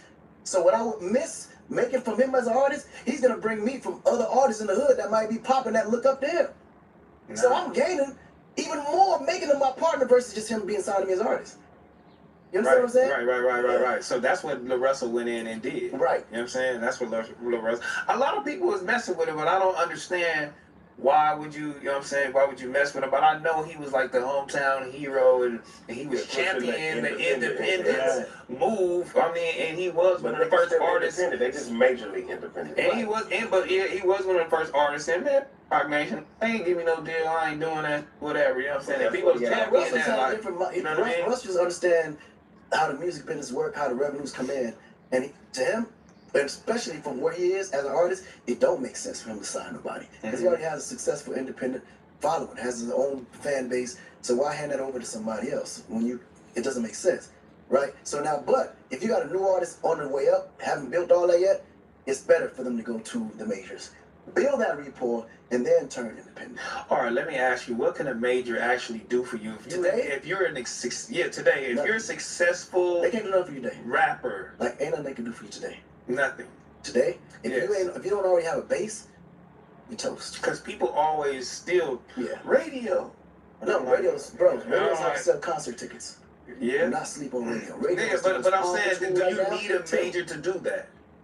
Nah, you just need money. You just need money. Because they're independent radio people that you can go to that can spin your record. Yeah, because those guys don't really, they're independent now. They're not locked in under salary with these labels no more. So you can just find the best one in your, in your region, hire him, and they'll work your records at radio. Because they still kept their relationships after the Universal or Warner or Capitol and fire on them. So they're still working though. So you know a few of them. All of them. All of them. See, that's what I'm trying to tell you. He got the money. Y'all about to go crazy. He got all of them, boy. You know what I'm saying? Hey, Carl calling, what you want? He calling Young D. Sign me up right now, boy. You know what I'm saying? I need to run. You know what I'm saying? You got to know how to work it, though, because it is you got to build your base. You got to build it. You got to do right that. now, if you try to go to the majors without the base being built, you're gonna be mad at who you signed to. Yeah. They can do something for you, but now it's direct to consumer. It's not like back then where the labels gate kept. Yeah. Who was coming out, which somebody was coming out. They was the one that decided who was gonna pop off and win. Now any and everybody can, put out a record. I mean, they dropping 10 million songs a day. Only thing a major, I feel like a major could do is just put you in the forefront as far as PR. Like, you want to walk these red carpets, No, but you know what I'm need saying? that. Like, You just hire publicists. that's what I'm saying. Yeah, hire like, publicists, you get all that. But the thing is, the majors, this is where and the reason why I said you got to be popping before you go to the majors for it to make sense to you, because the majors got the international connection. So once you have a base, then they can take you to like you go from 0 to 50, get with the majors as a partner, and go from 50 to 100. Because now globally, they got the machine that can still push you out there. When you're local, there's no way you're gonna be able to reach those antennas out there. No So way. you need the labels. No way. Get your base first, because the label can't do anything for you if you ain't got a base to sell it to. I mean, you can too, but it'll be hard work. No. That's a lot of hard work, Bro, to it's get too much over there. competition. It's too much. Bro, it's 10 million songs being released a day. That is How you compete crazy. to that? Bro, you got a better chance of winning the lottery. That is crazy. Yeah. Because what about playlisting? You know what I mean? Like, Right. and you Think about it, playlist, right? Yeah. When you listen to a playlist, how far down do you go before you change? So if you ain't in the top 10 songs, yeah, if you ain't 10, you it's probably a got to wrap. be top 6. Now let's talk about the billboards. 10 million songs a day, 300 million a year, and there's only 10 spots on the billboard that matter. Nigga, that's the odds. Look at them odds. And then you're dealing with all the top tier A-list artists that's fighting for that spot, and you independent. Damn, y'all got to fight against Taylor Swift. Right. Yeah, that's crazy. Sabrina Carpenter, homie. We got the nigga who held Lady Gaga. We ain't good. Man, what's the relationship with you and Lady Gaga? Oh no, everything's still intact. Man, that's tight, bro. You know what I'm saying? Cool. She is out of here. No, like, she's an icon, bro. How did you even look at that and just believe in her and just be like, you know what? She's out of here. This is crazy. Yeah, you just know. Like, it's hard for me to explain how I know. As soon as I spot him, I just know. Like, I just know. And you was like, you know what? I'm finna help her. Cause what? Jimmy Iovine was finna give her up? Yeah, he gave her up. Me. Dang. He gave me the bone, honestly, to be honest. Here, bro, you Jimmy want was it? like, yeah, I said, I need that. He said, it's yours. He didn't hesitate. Jimmy was throwing lobs. No, he was. But he got a talent though. He know how to pair producers with writers with artists, and labels and brands with superstars. Like, he know what's gonna fit. Yeah, because I'm talking about Dre Beats and 50 Cent and Vitamin Waters and Lady Gaga and multiple other artists and record labels, and he was doing it up before he just said, you know what, I'm out of here. Yeah, no, he cashed out so hard with Apple. Yeah, he just chilling now. He don't even want to look at the phone. He's like, life is about enjoyment. If it remotely even feels like work, he's not interested. What can you give advice you can give to an artist to attach themselves to some type of brand or branding or product they can actually sell? Well, what I would, it's interesting you say that, because right now artists are more worried about streams, right? Streams don't make you no money. But the good thing about what it does make you though is it makes you a database that you have of mad millions of followers. You have to have something to sell them, and it's not music, because music is free now. So where's the product that you're selling them? Yeah. Like if you ain't selling them nothing, you missing it. Like messed out. You missing it completely. And the dope part about it is when you look at TikTok Shop and you got all these online platforms, they actually have incentives where you can actually sell your products to them and make money off the product that you ain't got nothing to do with. Just utilizing, just your fan base alone. As you move profit, they paying you. So you ain't got to worry about packaging. You ain't got to worry about design. You know, the concept of what the product is. It's already made. You just got to figure out which product you want to partner with. You know, send them a presentation with your fan base, your activation, and all the engagement. And this is what I could do for you, man. Create your own widget on your page, man. Sell that and make millions. Like just that simple.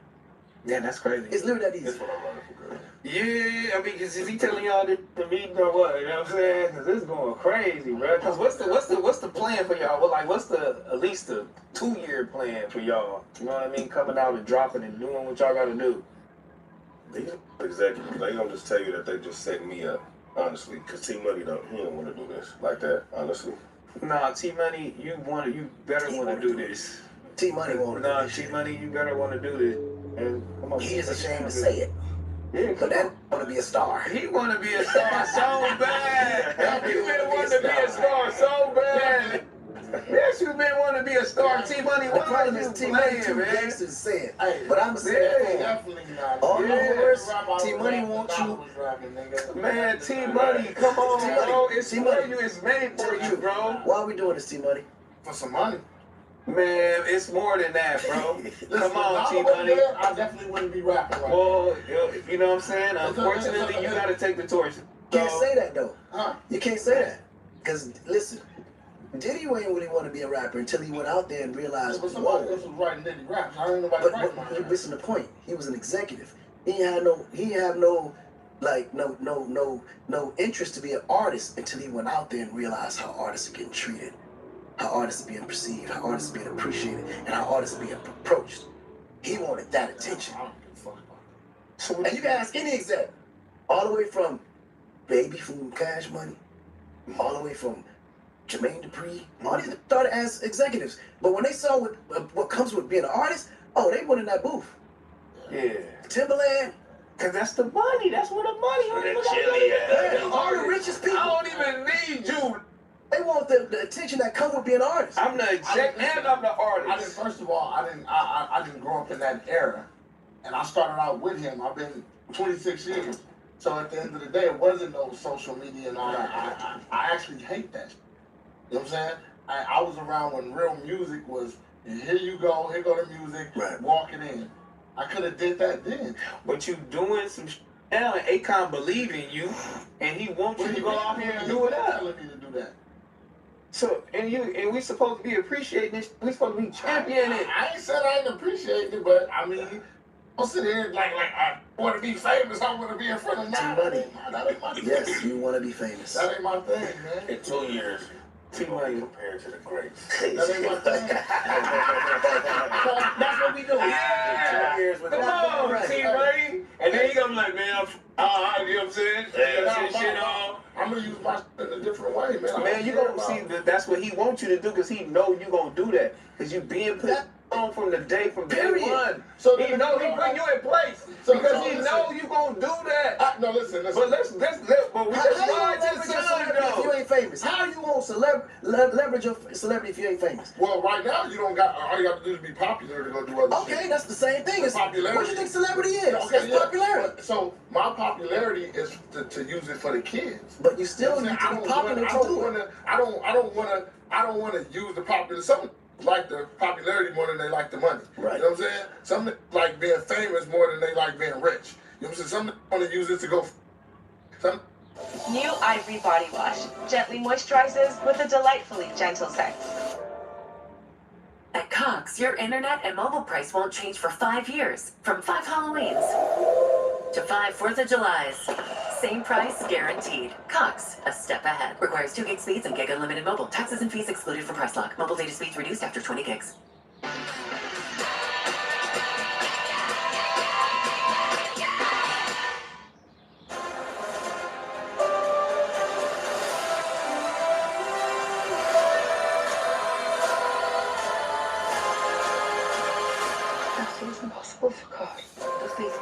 Sunday, March 22nd on Fox. Extra beach time? Yes, please. Extra accessories? Obviously. Have extra everything. All for way less. Be flighty. Spring break. Shop now at 5 Below. But I've been. But that's why I've you been different. doing all of this other type of. You know what I'm saying? I've been doing hoochie coochie. You know what I'm saying? So how long you been getting naked? How long you been getting naked? How long you been getting naked? Get me in trouble. Stomach out.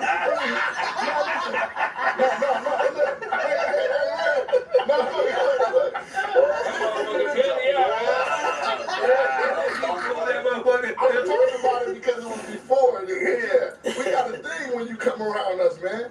Okay. Boo Dirty will tell you. He from Memphis. First day I met him.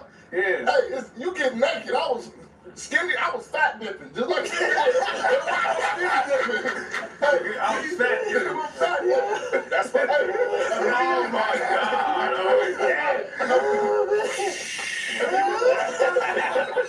If you was around us, you was getting. I got naked immediately. Every time we hit a pool and there's girls around, I was getting naked, jump in the pool, and they followed.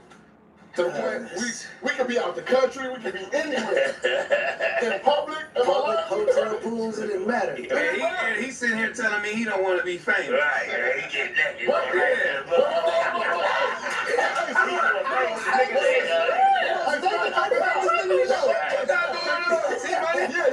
I don't want to be famous. I was doing it and I wasn't famous. It's just me. But now you in that position though. It's over with. No, man. I'm in a relationship. She gonna be mad as a. They gonna put this motherfucker up. You ain't never did this around me. Okay, niggas about to get me in trouble. That's why I be trying to stay quiet. I'll be right here at the front door with my bag. But I'm sleeping it back on fence. You niggas started it. You niggas gotta help. Oh my God. How many times you got naked? Every time. Every time. Man, but y'all taking this group, y'all gonna take this group somewhere else, man. I know you can help. I know you doing it. I know you love it. You know what I'm saying? I know you love music. I know you love music. I know you love music, bro. I love the creative part of it, and that's why. Listen, Khan told me something one day, right? And he was saying, we talked about this before about how many I didn't help, and I feel like I don't give back, right? Yeah. I think I was complaining about that one day, and Khan was like, "Look, so man, sometimes God just use you as a bridge, and that's what you're supposed to be doing at that time. Your time will come." You know what I'm saying? So it always. For me, it was always easier for me to help people. Right. It was always easier for me to get people to where they needed to be than for me to get myself to where I needed to be. So I always just stayed in that lane and went from Dollar, then I went through my depression and Dollar getting killed. The game situation. Before I knew the business, I got on that. You know what I'm saying? So it's like I went and learned the business. Me and Khan did the joint venture together with Dollar and so on. You know what I mean? So now, yeah, I want to do it, but I want to use it for something else. It's not just for me being famous. You know what I'm saying? And I want to help K-Boy because when I was listening to K-Boy, I don't say too much, but it'd be other around. You know what I'm saying? And they'd be like, "Oh, you this and that," and I'd be like, because I'd be like, hard. You know what I'm saying? Super hot. Super. Always try to downplay it. Like, "Oh man, listen." And in my head, I'm always like, because that talent, I'm doing it wrong now. Yeah, it's that talent. It intimidates them. Gonna be that. You know what I'm saying? It intimidates them. Like, I be wanting to prove it wrong, and I just like the creative side of it. You know what I'm saying? I like seeing built from the ground up and being able to say, man, I was a part of that. So I don't really, for myself, it's cool. You know what I mean? But I really like helping other people. Well, yeah, that's why you here. I mean, that's why he said he that's a part of the game that's missing. You know what I'm saying? That's why he, finna help y'all, because it's a part of the game that's missing. Because he for sure, K-Boy for sure, still definitely do that. Still be trying to put him in position. It's like, God damn, yeah. That was another thing. He was like me. It's like he ain't got his just due, but he always connecting the dots and putting people in place and helping doing this. And they know. And now's climate that can be like. Just saying, like Khan saying, T-Money helped me write this. Other people go, oh, damn, he can write? And they'll come to me. So don't even give you your props to where they want to act like they even want to put you in position, man. And words go a long way now, especially now. Especially now. You know what I'm saying? So to try to hide that and say, Rel didn't help me with that or this or that because you want to be the. It's okay to give a nigga their props, man. It's okay to say it's enough. It's enough money for everybody. Like if I got 5% of this, 2% of that, 3% of this, it equal up to 100% of something. People is arguing over 100% of nothing. Right. Yeah. It ain't even on the table yet, and you already talking about what the you want. Yeah. You know what I'm saying? That's my problem with you know. Yeah. Yeah, man, that's right, homie. You feel me? But y'all niggas in position, man, to help people, man, and do it up, man. You feel me? I believe in it. I see it, man. You feel me? I believe and I see it. T-Money is good. You feel me? Even though, you know, he still got some little beef in the streets, man. You connected to that. I was waiting. You connected to this beef in the streets, man. Last time I was here, you said that's why Smack didn't come. You told me. He said, man, you know, Smack, that's it, you know, so Smack didn't come. Oh, yeah. Big sad, you know what I'm saying? It's all good. I don't care about this shit. I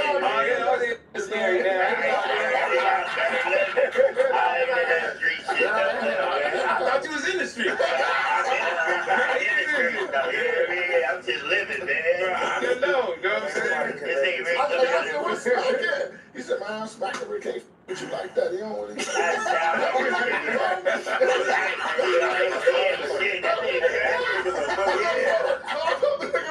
I said, so you want to bring me on today? Well, ain't nobody just, because you know, I know how y'all are together. You know what I'm saying? The energy, you know what I'm saying? I get that energy. You know what I'm saying? He didn't want to come. Just T-Money? Oh, no, that's good.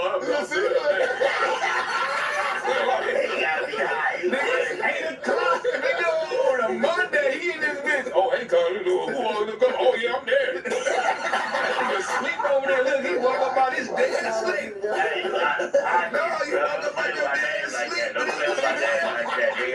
You woke up out your dead sleep, boy. Now, get all the laugh and the joke.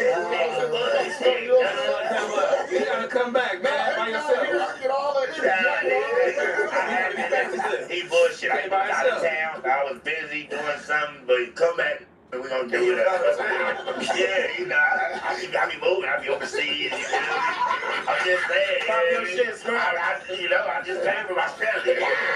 I be moving, so. I know you was in Australia. You know how far Australia is? Yeah, it's far. How long? 16 hours, something like From that. LA? Yeah. 2 T's told me you was over there. Yeah, I was out there with my brother Q. We was out there doing Shit far as hell, ain't it? Yeah. Far, boy. It's far as You ain't got no felonies, huh? hell. No, I know you don't, because you're in Australia. He a bullshit. I've been in Russia everywhere. I went to Russia, Canada, everywhere. I got two passports already. I'm in my third one. Yeah, he ain't got no felonies. He done lost him up. He trying to act like he didn't have. Now, shout out to Gordon. You be doing it, though. I ain't gonna lie to you. You know what I'm saying? Where you at, Smack? Don't even worry about it. I'm Yeah. You know what I'm saying?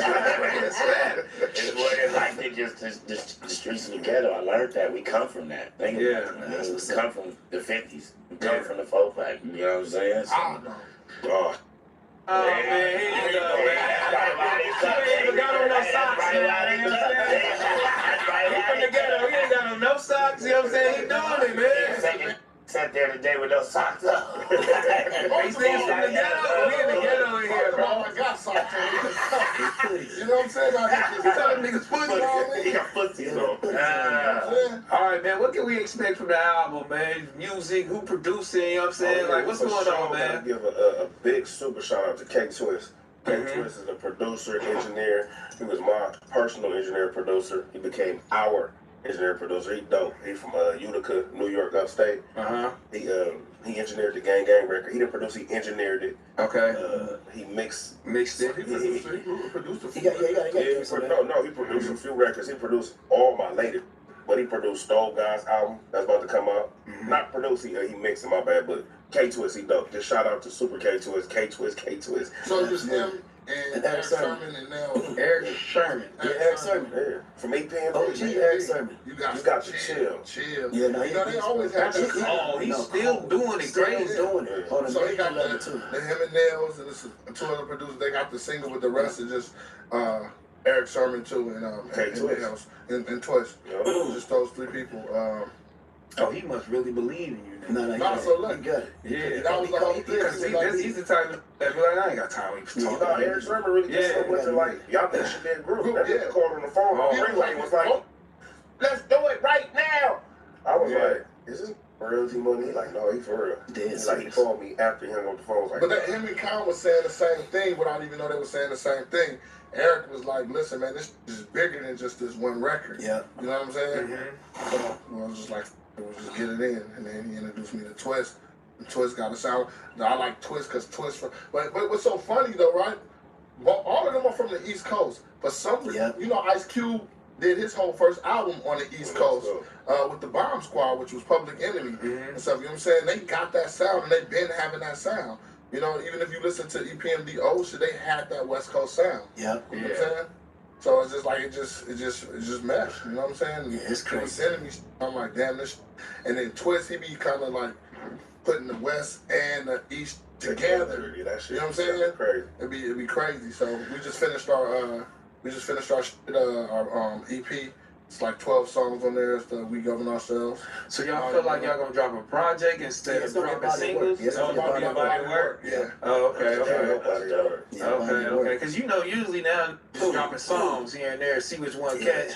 No, we're gonna do a listening event before we drop it too. Yeah. We make sure y'all get invites. In Africa. No, it's gonna be here for this project. Oh, we need to do Africa Africa's too. New Year's. Africa is New Year's? And let's try to set that for New Year's. Hey, what's so funny about Africa when Khan first said the shit, he was like, yeah, I think that'd be a good idea. And y'all covered. I thought he was talking about the brand. Y'all pay for us to go. He said that, now you saying like blog. On cover, like I'll pay for you. Oh yeah, we for sure gonna be in the hub for sure. We gonna be in that motherfucker. We'll come out, go crazy one time, man. Yeah. But that's tight, man. We can expect the whole album, a whole project. You know what I'm saying? Project coming. Dope body of work. A dope body of work. Yeah, man. I'm proud of this body of work though. Yeah. It's gonna be done. Yeah. The streets is back, like for real. For real, free boss man too, man. Yeah, free boss man. I know they be watching in there. For real, with you, boy. Believe that. Might they be watching in there? Hell yeah. Every time somebody tell me they be watching y'all, I'm like, man, how the hell you watching me, man? The tablets, you know what I'm saying? Cell phones, you know what I'm saying? Niggas got them phones, huh? Before we go, I always shout out the youth. They actually been on there before, so it's a program that's in my neighborhood. Jobs. They got this youth called Reentry Network. Reentry. Yeah, Reentry Network. It's a couple of them from your hood. It's a couple of them from my section and all that. You know, they've been in and out of jail. Just had a tough life like how we did. And Miss Mary, she runs that whole organization over there. And we give them a chance to give back, mentorship, construction, and I help her run the music part and the social media and all that. So they just did a show out there for Chef Fest in Vegas with AV and Stephen G and all that. So they doing good, so I want to shout them out. And Miss Mary, keep doing what you're doing. We be going back to the juveniles and shit like that, like Los Padrinos and all that, talking to the kids who fighting for their fitness. What that means is they did a crime when they was a kid. Trying to try them as an adult. I go back and give them some, give them some hope and shit like that. So I got tried as an adult. Yeah, so shout out to them. Shout out. And you already know, shout out to the folk pack. For sure, man. You know what I'm saying? For sure. Thank you for having us, man. Thank you, man. Thank you for coming, man. I didn't want to, harp on you too much because I could be in here for 5 hours. No, we'll be back. Talking to you. You know what I'm saying? Yeah, for sure. Shed some light on my homie. You know what I'm saying? My homie don't think he don't want to be famous. He lost his mind. You know what I'm saying? This episode is presented by Prize Picks. You know what I'm saying? Put 5, get 50. Put 5. You see, y'all got Put 5, get. Come on, man. I can't even get it out. I ain't kind of scared this man. Play with 5 men to get 50 instantly. All you gotta do is use our code BOM. Don't worry about nothing, man. Shout out to Prize Picks, man, one time, man. Shout out to Akon coming through, man. My boy K-Boy T-Money, man, doing it up, man. This is legendary, man. You feel me? Legendary, man. When y'all coming back, bro? So Soon, you know what I'm saying? Soon. The weekend album. After we get back, we going after the I'm going to Africa. Oh yeah, y'all going. Oh my mama, I'm going to Africa, nigga. It's like, what? That's gonna be crazy. I was supposed to go too. I didn't get my passport in time. Yeah, we good. We go. You know what I'm saying? Make sure y'all subscribe to the channel, man, and like this video, man. We go. We out. Get it?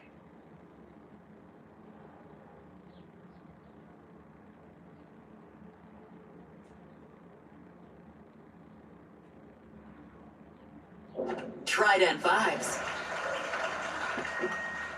It's soft. It's juicy. A soft gum with a juicy experience. It's a vibe. There may be more money available to you from your home than you know. And One Nevada Credit Union, a home equity line of credit, could provide cash for home improvements, debt consolidation, or other major purchases. Find out if a HELOC may be right for you. Visit onenevada.org today. Equal housing lender, federally insured by NCUA.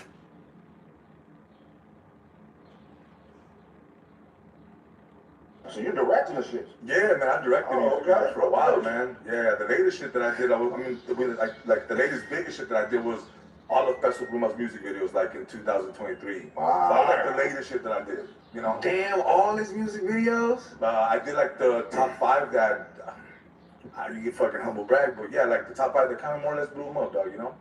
Yeah. Wow. And that's I was the first director that he fucked with when he came to Cali.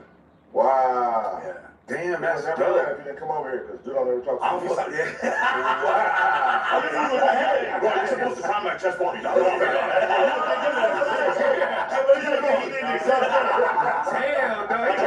Concrete, I wouldn't know who he is. Yo, AD didn't know who I was. I was like, what's up for you 2 music videos? I shot it, I was like, He said, yeah. Oh, yeah. I'm like, you know which ones I did?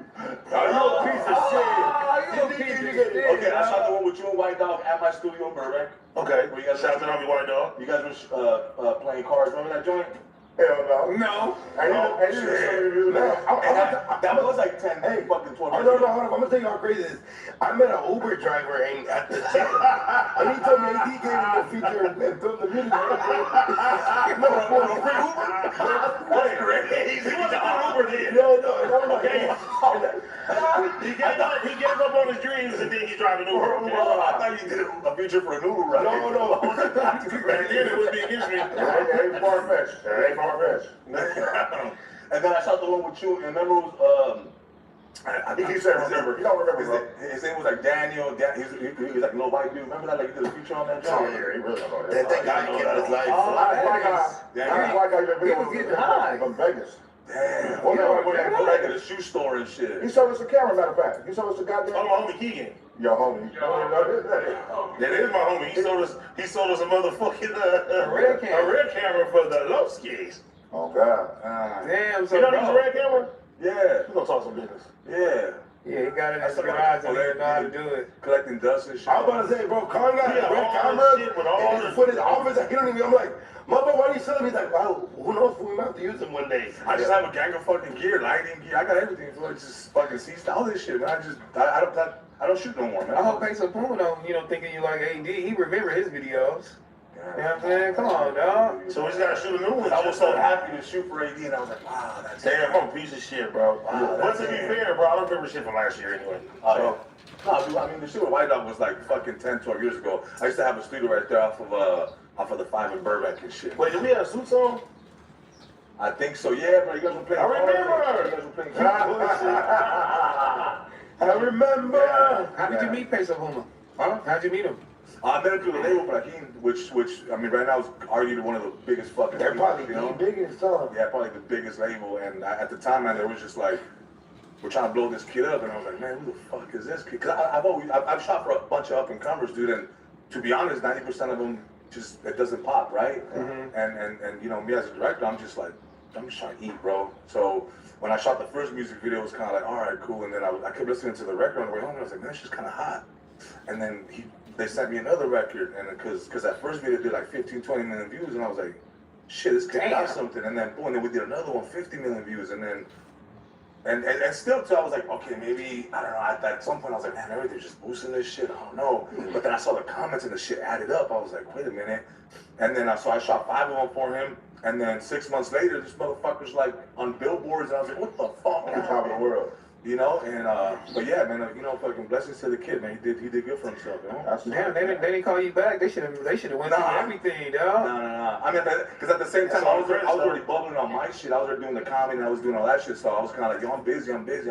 Oh, okay. So Time's on the line. It was one of those things like, yo, they had to move and keep him going, and I was just like, I'm good, bro. Like I'm trying to do my own shit, you know. And yeah. But I just like I said, I have a little fingerprint on his career, you know. Yeah. Oh, that's dope, man. What other artists is like big artists that you've done, you know, like that? Shot videos for like that.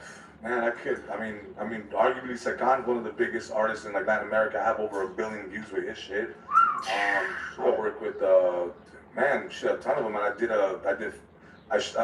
I was one of the cameramen for Fenty and for Rihanna and Fenty in Paris when they did that. I shot for the Marleys in Jamaica.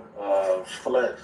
I shot. Man, fuck, I can see it going. I just hate the. I don't want to, you know. But yeah, man. You gotta bring Carby over more. You fucking hater. I shot for a lot of people there. That's dope. I want to do that. Motherfucker, he's your coworker too, pussy. What the fuck? We don't see him when we go there. He's your coworker.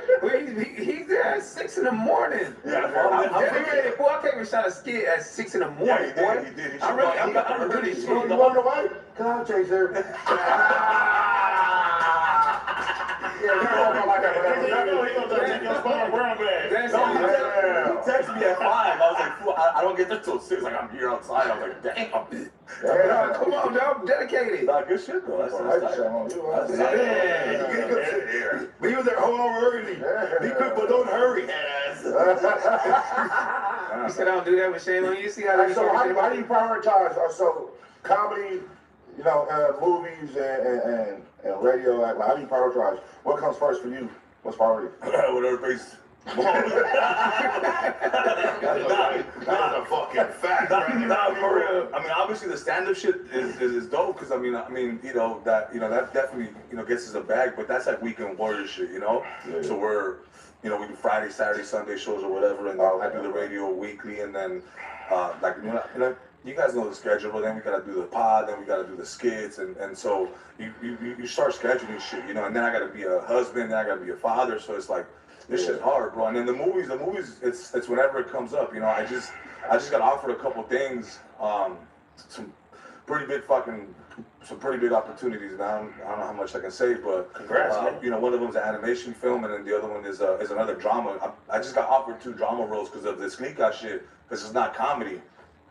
So Clica was a drama, and the people that saw it were like, some of the producers who produced the movie Joker. With Joaquin Phoenix and a bunch of other shit, and I'm just like, cool, man. I'll tap in with you. Yeah, I'll do the serious shit. Let's go, you know. Man, that animation shit is out of here, though, bro. I feel like the animation should be bigger than anything now. It lasts so long, because of kids. Yeah, so they were talking like if wow. this shit goes well, like it can last like something like South Park or something like The Simpsons, because if also it's television, it can go on for a long time, bro. You know, like so seasons on. The series.